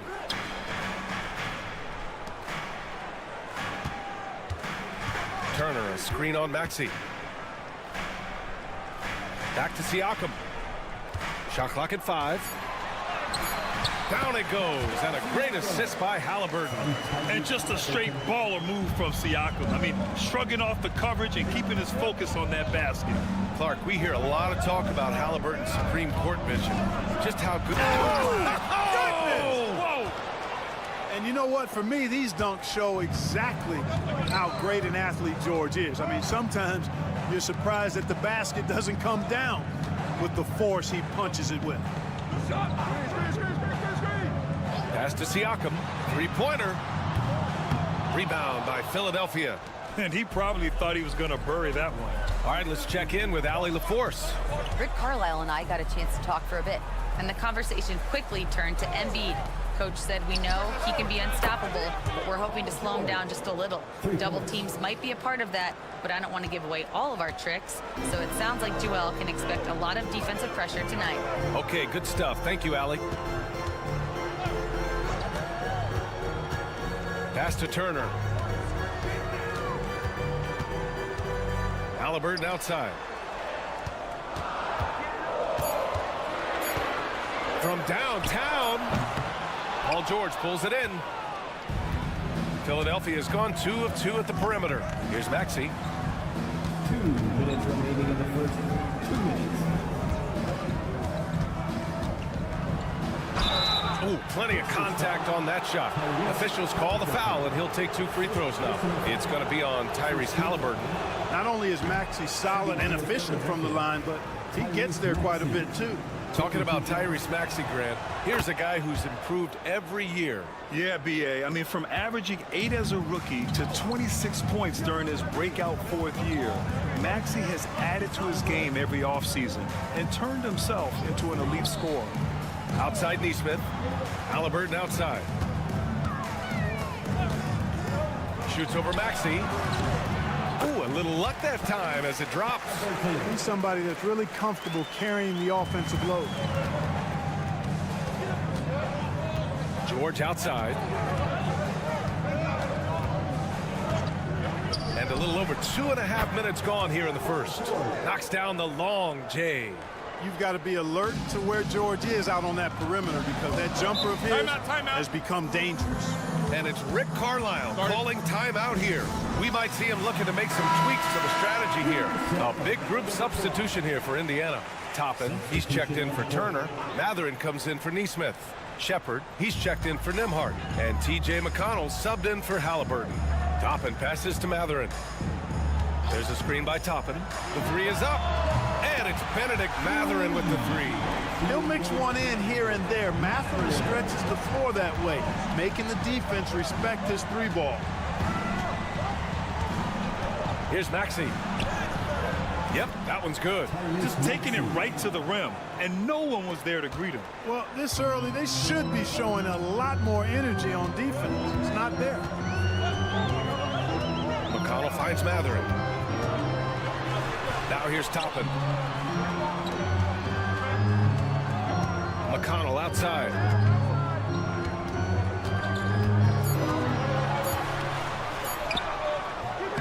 And it's Bona with a rebound. Well, you got to miss sometimes, but that one seemed like a gimme. 16 seconds left to play in the first quarter. Now Maxey. From deep. And Philadelphia hits again from deep. Boy, I like their energy coming in. Terrific execution so far. And, you know, it's an all-out effort they've come in with. Very aggressive offense so far.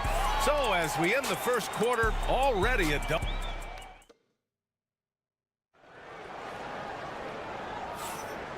Great to have you with us. Second quarter of basketball. This game has not exactly been neck and neck, but plenty of time left in this one.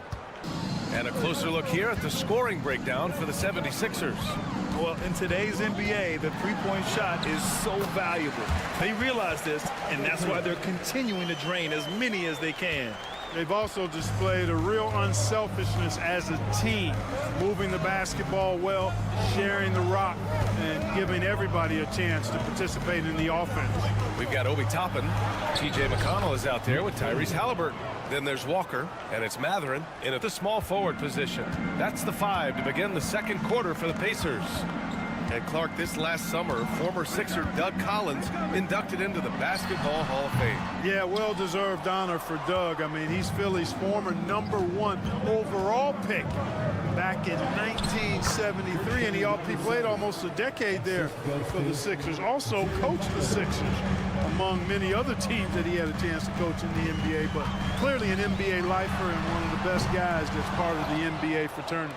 Given his range, you'd expect him to capitalize on that opening. A moment to hear from Allie LaForce. When you have an MVP talent in his prime, the focus has to be on winning the title. The Sixers' Joel Embiid said, quote, "The only thing I care about is winning." That takes a lot, and everybody has to contribute. I'm always going to believe in myself. I love the guys that we have. We are going to go and fight every single night. Great perspective there. Thanks, Allie. And so it's Nick Nurse calling timeout here. He'll take the opportunity to regroup. Miles Turner, he's checked in for Indiana. Nembhard comes in for McConnell. Oubre, he's checked in for Philadelphia. Grimes comes in for Butler. Pass to Grimes. And there's a pick from deep three-point land. And Toppin pulls it down. Pacers trail by 10. Here's Mathurin. That's good. And Halliburton gets the assist. Halliburton's got 3 assists now in this one. Here's McCain. Now here's Embiid. Turner covers. Tries the 9-footer. And the shot is good off the backboard. Grant, we're starting to see more players throwing alley-oops to themselves off the backboard. Did you ever do that? In practice, maybe, but although I had some leaping ability early on, I never had the audacity to do it in a real game. Now here's Halliburton. Not a lot of room. Can't hit it from 12 feet. The Sixers lead by 10. Here's Oubre. Nice start for him, sinking his first shot. And the defense has no one to blame but themselves. I mean, they just let him get right to the rim. And, you know, he should be getting extra attention from the defense, not less. And some changes here for the Pacers. Pascal Siakam, he's checked in for Toppin. And Aaron Nesmith subbed in for Halliburton. Second quarter play, almost 3 minutes gone here. Pass to Turner. Outside Mathurin. Clock at 6. From the arc. The rebound by Maxey. Philadelphia's gone 4 of 5 from outside the arc in this one. And you watch Tyrese Maxey, Clark. He's so good at creating offense. Yeah, he can get that thing rack to rack and downhill in a heartbeat, BA. In the break and in the pick and roll, he puts tons of pressure on the defense because he's so quick. And he knows how to use angles, too. And he can shoot it from deep, so he's got the full package. And Philadelphia making a change here. Drummond's checked in. Pacers trail by 13. Pass to Turner. And the officials will call the illegal screen here. Well, the league has put an emphasis to crack down on illegal screens. Yeah, you know, he might have gotten away with that a few years ago, but not anymore. No way. Now you've got to be stationary on those screens. No extra hips or elbows, or they'll call it. Maxey passes to George. And another miss by Philadelphia. The Pacers have gone 3 for 7 here in the second quarter. Siakam outside.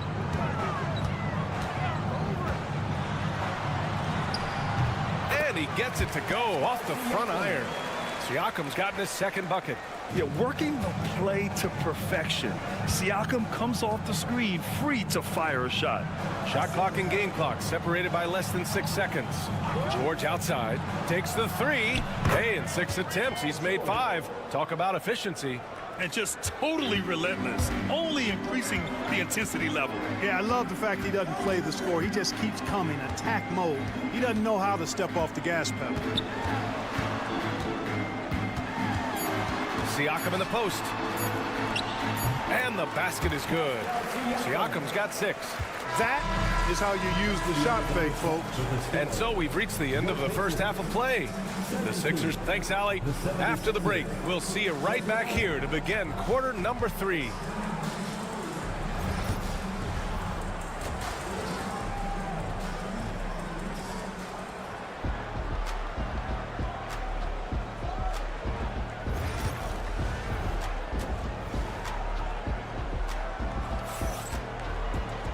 And with the second half upon us, we'll find out if this game becomes the rout that it's threatening to be. Paul George has been sensational. You just love his patience offensively in the first half. Waited until he got the looks he wanted. Well, you know what, guys? It was all about efficient offense, not rushing things, taking your time, finding the best shot on every possession. And the 76ers, looking at who they've got. Joel Embiid is out there with Kelly Oubre. Then there's Tyrese Maxey. Then there's Paul George. And it's Grimes in at the shooting guard position.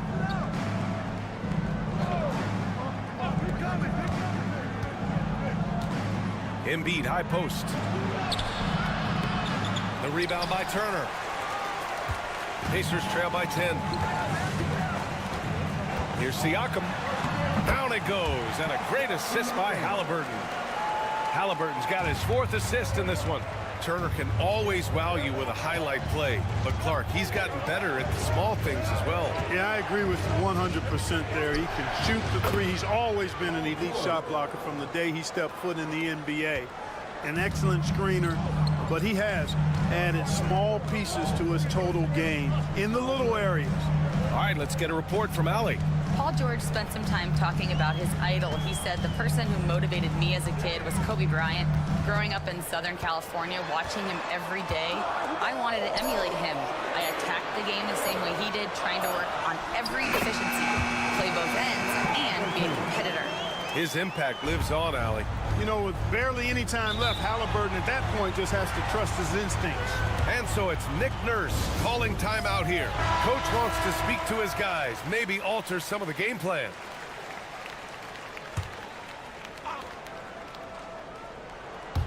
Over a minute and a half now into this third quarter action. Pass to Grimes. Screen by Embiid. Again, the Sixers score. And here's Siakam. Give him 8 points now.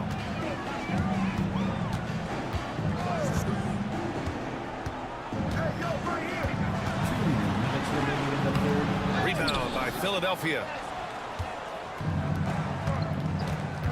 Here's Grimes. Outside Oubre. Screen by Embiid. And it's Maxey missing. He expects to make every one of those, and we expect him to make them too. Siakam. And then Siakam with the jam. The defense just can't let Siakam get inside positioning like this because he's looking to dunk it home. George for three.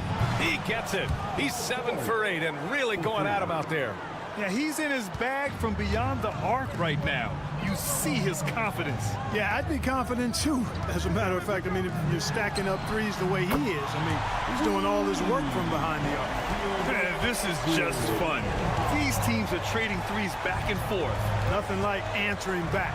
One team gets 3, you fire 3 of your own. Boom. George finds Maxey. Tried to answer back, but that 3 is off the mark. Pacers trail by 8. Nembhard outside. That's tipped. It's stolen by Oubre. Third quarter action, and just under 3.5 minutes have passed. Maxey passes to George. And the 3 off target. For Indiana, they've got 5 of 6 shots to fall so far in the third. Pass to Turner. Back to Nembhard. And down it goes. Jam that one home. And what an aggressive move to the rim. He's really trying to fire up his teammates right now. Boy, it's not hard to feel inspired after a teammate makes that kind of finish. And, you know, when you're looking to close the gap, you need guys who will take it upon themselves to step up, take the initiative, and make something happen. Oh, it goes! He got it off in time! How about that one at the buzzer? Whoa! The heave to... We're at the end of the third quarter, and we've still got a close one. Philadelphia on top, up by 3. And we'll return shortly. All right, let's take a look at our assist of the game presented by State Farm. Yeah, just shredding the defense with that feed. Zero chance to stop that. Yeah, that's just a brilliant read of the defense. I mean, it was also excellent anticipation of the movement of his teammates before the pass. Just great harmony on all sides. Well, this has been a great contest so far. I imagine the fourth quarter could have more action in store for us. Tyrese Halliburton is out there with T.J. McConnell. Then there's Benedict Mathurin. Then it's Toppin. And it's Walker in at the 4. So that's the group out there for Indiana. Triple! Tyrese Halliburton. They've really picked up the energy level and have willed themselves back into this game. Yeah, you know, battling back is about staying the course, and their attitude never changed. And it's in there. And the 76ers lead by 2. And this is just typical of him. Always making an impact at crucial moments in the game. You know, they want the ball in his hands here because they trust him to hit all the big shots. No stopping Halliburton. So physical. And finally, after trailing for so long, they've leveled the score late here in the fourth. And their greatest enemy during that comeback was the clock. But they can finally stop worrying about time and start thinking about how to win this thing now. Gives us a chance to catch up with Allie LaForce. I had a chance to find out what Nick Nurse was discussing with his players. Coach was urging his team to play strong defense, reminding them no easy hoops, give effort and help when needed. They do say defense wins championships, guys. And Allie, thanks. And the three-pointer goes. Well, that lead didn't last long. Right back to even. What an answer. Tremendous stuff here. I mean, you talk about nose-to-nose action. We've got it. Here's Embiid. And off the front iron, and in it goes. Embiid, such a dominant force inside. That's exactly where his coaches and teammates want him operating. Nembhard outside. Neesmith passes to Halliburton. 2 minutes remaining in the game. 2 minutes. Siakam with a screen on Maxey. 5 to shoot. Turner against Embiid. And it's going to be a 24-second violation. They turn it over. You know, guys, sometimes that just happens, but you don't like to see it when the game is this close. The 76ers have gone 3 of 4 in the fourth and looking confident on offense. Puts up a 3. Indiana with a rebound. 1:36 left in the game. Siakam finds Halliburton. Over Maxey. Halliburton, no good. Ooh, he really came close to leveling the score there. Yeah, you know, and after the way they fought back into it here in the fourth, that would have been a big bucket for him. No stopping Joel Embiid. Wow. Joel Embiid on top of things there, folks, recognizing a big possession and commanding the ball. Here's Siakam. Count it, and the foul. Kelly Oubre picks one up. This is why this team turns to Siakam in big moments. They trust him to come through. And some stats here, guys. The scoring breakdown for the 76ers. Their offensive game plan has been simple. Look to shoot it often from outside the arc. And the results have been outstanding. They brought the hard hats and the lunch pails with them, too. Done some great work down inside. To take the lead. Neesmith's shot is off. And I think we'll see him milk the clock a bit. Yeah, seems like the heady move right now. And talk about stepping up in a big way. Well, that was want to. He wanted the ball. Nobody else was taking that shot.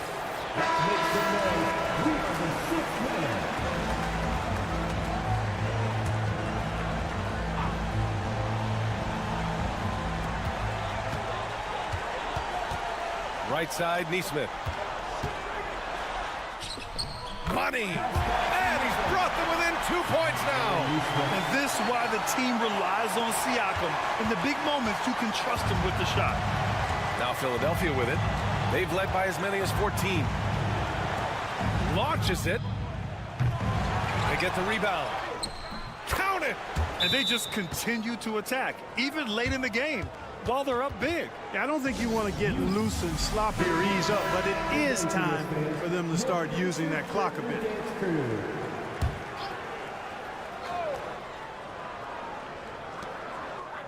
Siakam outside.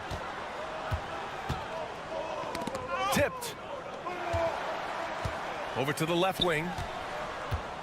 Back to Neesmith. This one for 3. And it's in. And that one brings them within 1. Man, where's the effort on the defensive end? You gotta play harder than that. And, you know, it's made for a fun game, but you're right. You're exactly right. I mean, the defense has been non-existent. And they commit an intentional foul. We'll see another one of those, so they get into the penalty.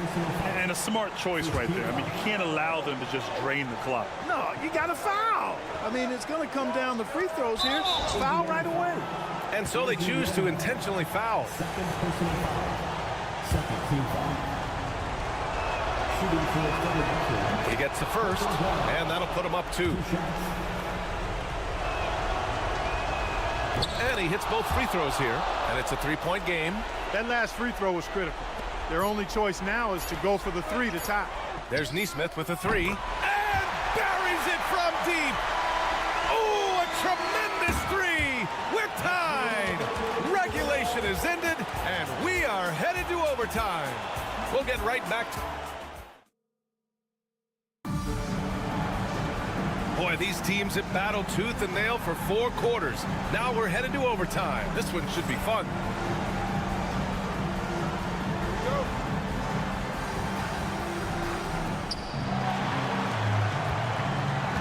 They've got Tyrese Maxey.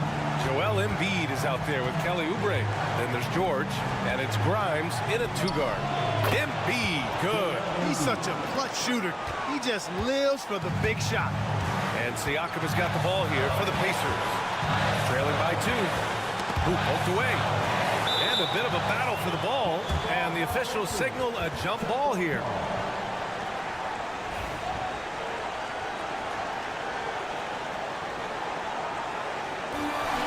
Turner passes to Halliburton to take the lead. And again, it's Indiana with a 3. Halliburton showing you a lot of confidence in his three-point stroke. That's something he's worked on. Turner against Embiid. The kick out to Maxey. Good. And the assist to Embiid. Oh, what confidence to take this kind of shot. On the road, late game scenario, what a sequence. Big time shot right there, fellas. In a big moment, and this game definitely worth the price of admission. Now Philadelphia with it. 2-point game. George passes to Maxey. Here's Grimes. He's guarded by Nembhard. Pass to Embiid. Lets it go from 14. Cash. And you can see why they put him in these spots. He's able to use his size to get the shot he wants. Not only perfect execution, how about perfect timing, too? And it's Rick Carlisle calling timeout here. The pressure is on, and he's got a plan to share with his guys.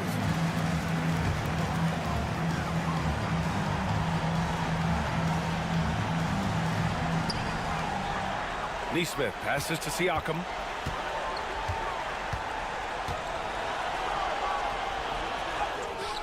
Yes!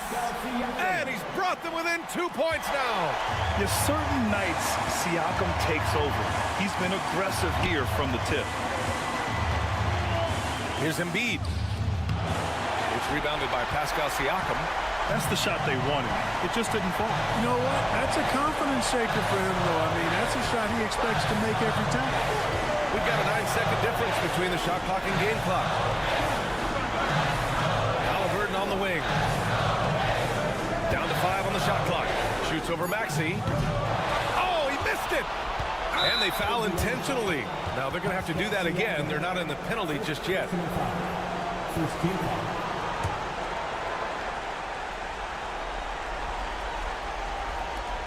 And an intentional foul right there. First free throw is good. And that makes it a 3-point lead.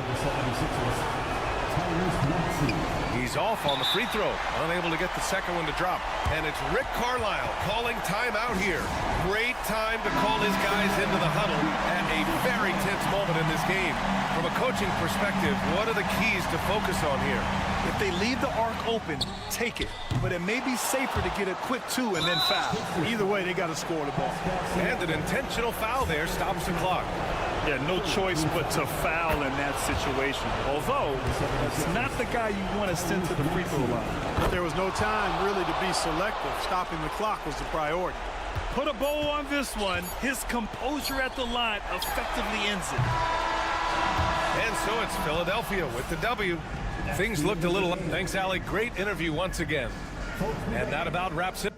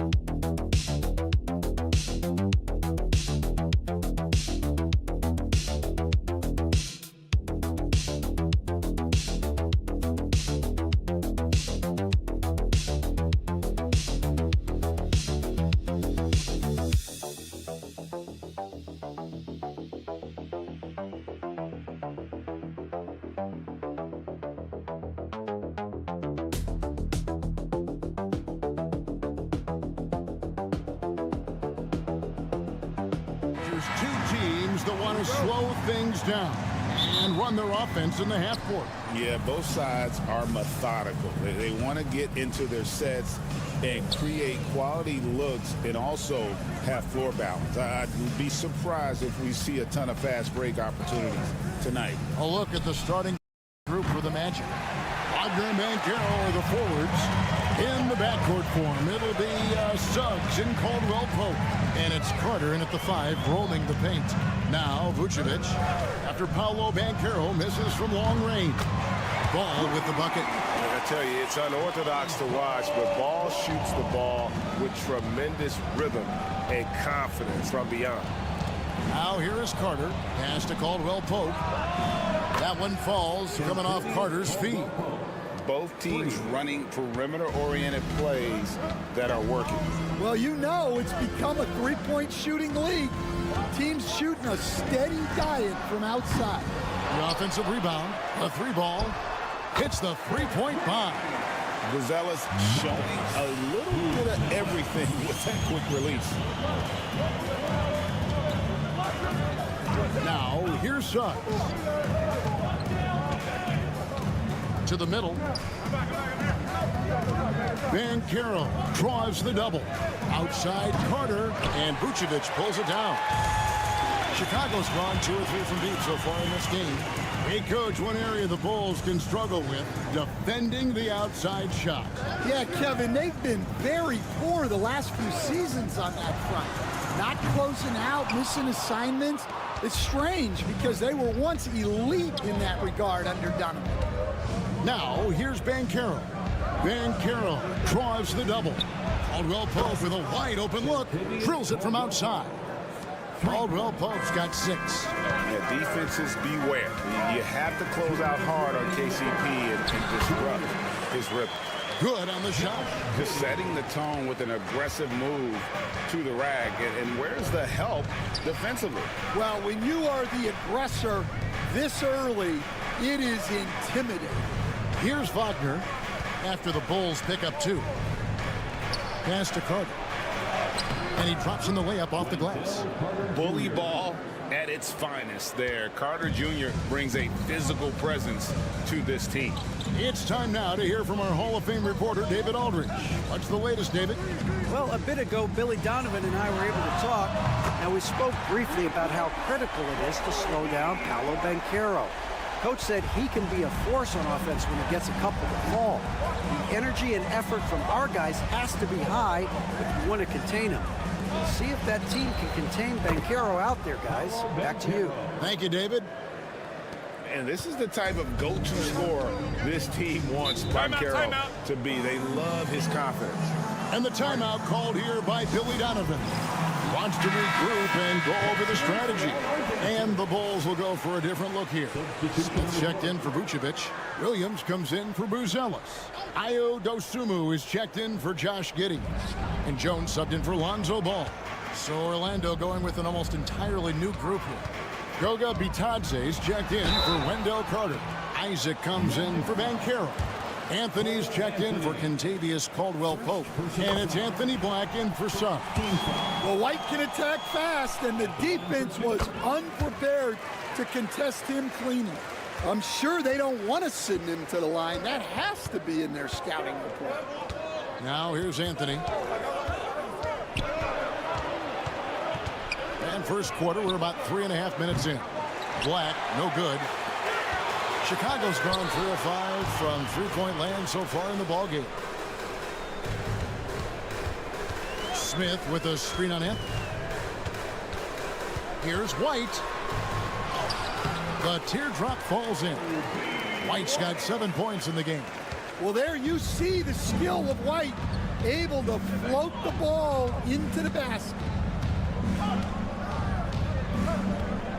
Now Anthony.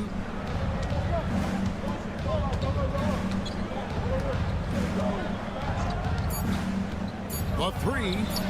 Buries it from three-point range. And that pick takes the D totally out of the equation.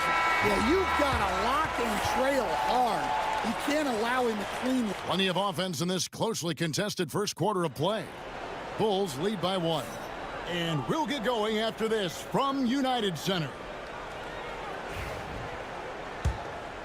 And it's been a pretty even game here after 1 quarter of play. And taking a look at Chicago's performance here, guys, what have they been doing or not doing? Well, they've been aggressive from the beginning, particularly on the offensive end. Yeah, and that's helped them get the lead. But we'll have to see if they can sustain this offensive output. This is how the floor looks for the Magic starting the second. Anthony is out there with Black. Then there's Banchero. Then there's Jonathan Isaac. And it's Bitadze in at the pivot spot, manning the middle. Go into the rack with energy, and the D afraid to cut him off. Yeah, got to chalk that one up to some shaky defending. And with the score as close as it is, these are the opportunities you truly can't allow. So it's Orlando now, trailing by 2. Banchero is screened for Anthony. Shoots from the line. That one a tad offline to the right, but drops in for him. He has 5. So, Stan, we have a second-generation player in front of us, and next to us is Dad. Cole Anthony, he has his dad's gift, don't you think, for passing the ball? Yeah, Kevin, and a lot more scoring gift than his dad has. You know, and the thing I love about what Cole has done, though, I respect so much, is he's accepted that role coming off the bench, and he's been such a great weapon for them. And this is something Banchero continues to hone, wanting to become a dangerous threat from deep. They set the pick. Pass to Dosunmu. Here's Giddey. Tried to come right back with the 3 of his own, but it's no good. Anthony left side. Banchero outside. Going inside. Out to Anthony. And again, it's Orlando with the 3.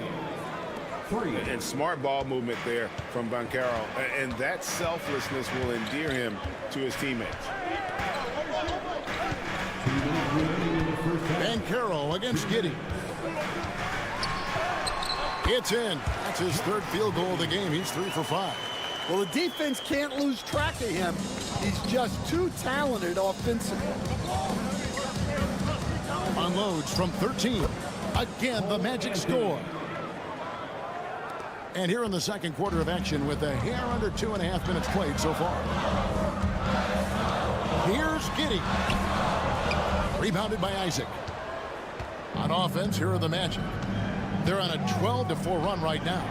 Well, Coach Van Gundy, you spent a number of seasons with the Orlando Magic franchise. And looking back at that time, what stands out?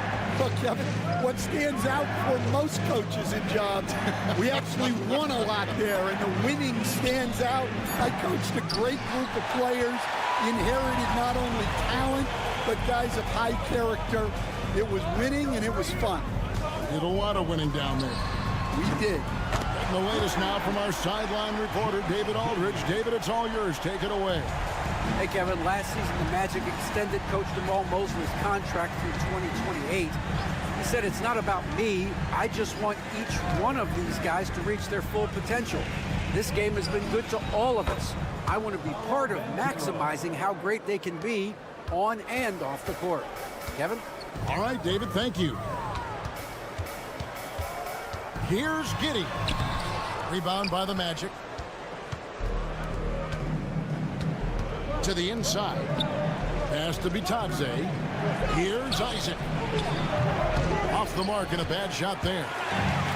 And so it's Giddy with it. He brings it up for the Bulls. 4-point game. Basket is good. He'll get a chance for one more at the line. And they've done well at taking advantage of some late defensive rotations and getting the ball in the paint. Bulls shooting their third free throw shot of the game. And here is Suggs. Still without a basket. Banchero kicks to Suggs. And he's good on the three ball. Suggs has got the lead up to 4 now for Orlando. That shot missing. So that'll be it for the first half. Fairly even battle underway in this one. Orlando out in front, up by 4. And we'll be back for the second half following the break. Keep it right here on 2K Sports.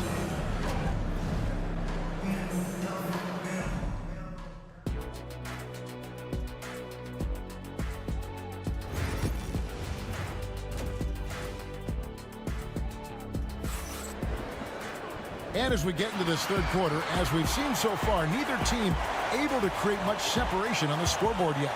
You have to like what you're seeing, guys, from Josh Giddey. Yeah, and just look at the numbers from the first half. He has been very efficient. Yeah, it's not like he's getting everything at the rim. He's playing smart and just taking what the defense gives him. We've got ball. Josh Giddey is out there with Buzelis.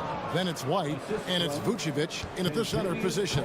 That's Billy Donovan's 5 as we get going here in the second half. So, Stan, we watched Kentavious Caldwell-Pope's career, and he's played for a handful of teams, and he's been a starter on multiple title teams, including the 2020 LA Lakers. Yeah, Kevin, I loved coaching him. This guy is a hard worker. He's one of the best conditioned athletes in the league. His stamina is incredible. He knocks down threes. It's not a coincidence that he's been on championship teams in 2 different cities. Amazing. Caldwell-Pope, and that one is stuffed right through. Really most effective when he's in attack mode, and KCP with the athleticism to do it. And Vucevic kicks the ball. Vucevic setting the pick for White. Trains it from beyond the arc. White's got 10. And I like how White shot it with confidence. He's reliable beyond the arc. And we've got a timeout called by Jamal Mosley.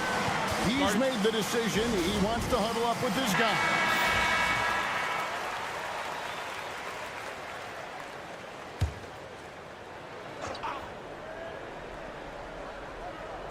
And we're just about a minute and a half into the third quarter of basketball.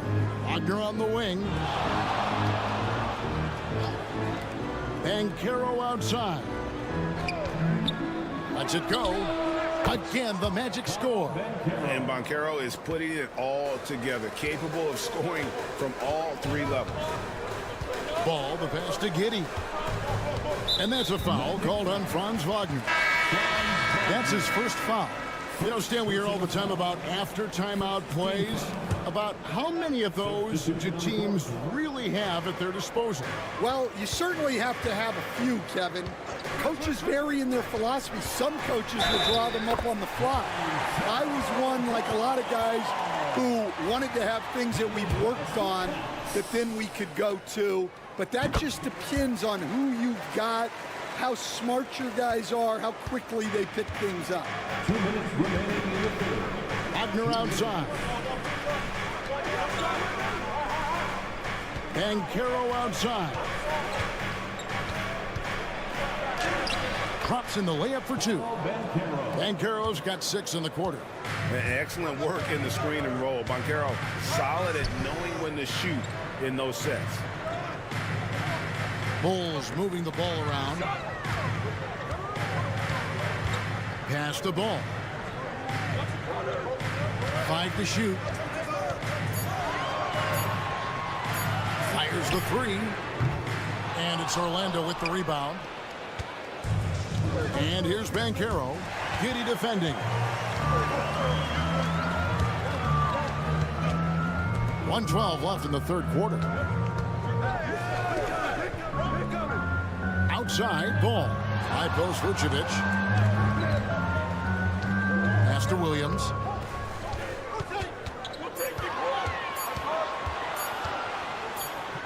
Whoops, there's the 24-second shot clock violation, so they'll turn it over. And the Bulls making a change here. Smith is checked in. Orlando leading by 4. Wagner outside. Bucket is good. Wagner's got his first points of the game. And so it's Giddey with it. He brings it up for the Chicago Bulls.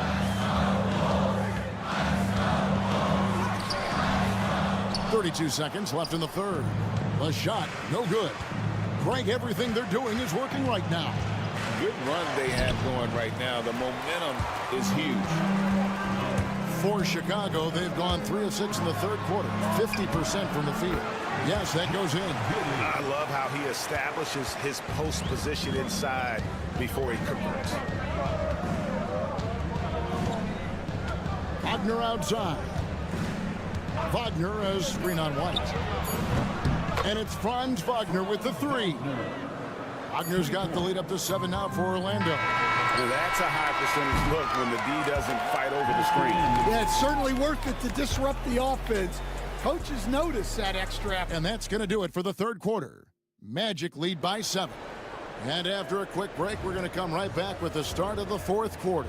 Now let's take a look at our assist of the game presented by State Farm. And the winner today, the big fella here with the sweetest of dimes. What a plus it is to have a post player who's got this ability to find. Yeah, it's pretty to watch. It's great to have so many big men in the NBA who can dish it like this. The fourth quarter has arrived. So good to have you with us. On the court for Orlando, Black and Harris are the guard set. Wagner out there with Paolo Banchero. And it's De Silva in at the small forward position. And it's Banchero top the key. Over Smith. And it's Banchero missing. Bulls trail by 8. Jones looking for an opening. Pass to Dosunmu. Collins up top. Smith with it, picked up by Banchero. Here's Dosunmu. It's hauled in by Harris. Magic leading by 8. Banchero outside. And again, it's Orlando with the 3. And you can tell Banchero trusts his guys. He knows they'll help him find a good look. And Billy Donovan decides to call timeout. Wants to make sure everybody's coordinated and intent. So Chicago going with an almost entirely new group here. Vucevic checked in for Collins. Buzelis comes in for Jalen Smith. Whitey's checked in for Dosunmu. And it's Lonzo Ball in for Trey Jones. Time now to turn to our sideline reporter, David Aldridge. David. Hey, Kevin, during that last break, I heard Billy Donovan talking to his team, and it was an intense huddle. Coach challenged his team. He told them the effort's not there. It has to get better. See if those words work, Kevin. Thank you, David. And one of the most underrated bigs in the NBA. Vucevic quietly dominates on a consistent basis. Pass to Banchero. There's the lob to Carter. Throws down the alley-oop slam. And because of Carter Jr.'s finesse and athleticism, his teammates trust him to finish those alley-oops in style. 2 minutes remaining in the game. Here's Vucevic. Back to Giddey. And here's White. High post Vucevic. Lands soft on the front of the rim and drops. Vucevic has got 4 points now in the quarter. And Vooch knows he can hit it off the pass. I love his confidence and quick trigger. Pass to Banchero. 1:36 left in the fourth quarter. No good on the 3. Bulls trail by 9. Here's Buzelis. Nice concentration to hit the double clutch layup. Tough take by Buzelis, proving he can absorb some contact and finish on that drive. Wagner outside. Good ball movement here by the Magic. Inside. And finished off by Wagner. Never a bad idea to run the old pick play. You're right. And if it produces a slam like that, you'll probably see more of them. Yeah, defensive breakdown there. Gotta communicate and switch that screen. Good work defensively by Carter. That's a defender doing just enough to cause a miss on the layup. Banchero outside. Suggs with a screen for Banchero. Wagner outside. Gets the three-pointer to fall. And now a 12-point Magic lead. And it's just competing, you know, giving your best when it matters most. Yeah, they've got clutch guys on this team, and they never let up. Vucevic with the bucket. 30 seconds left in the fourth quarter.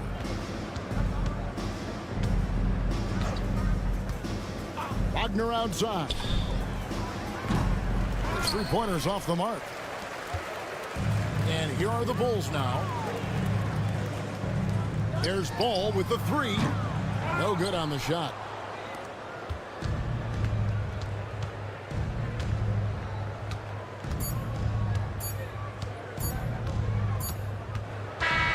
And so it's Orlando taking this one by a big margin. This was a very strong showing for him, Greg. Not necessarily.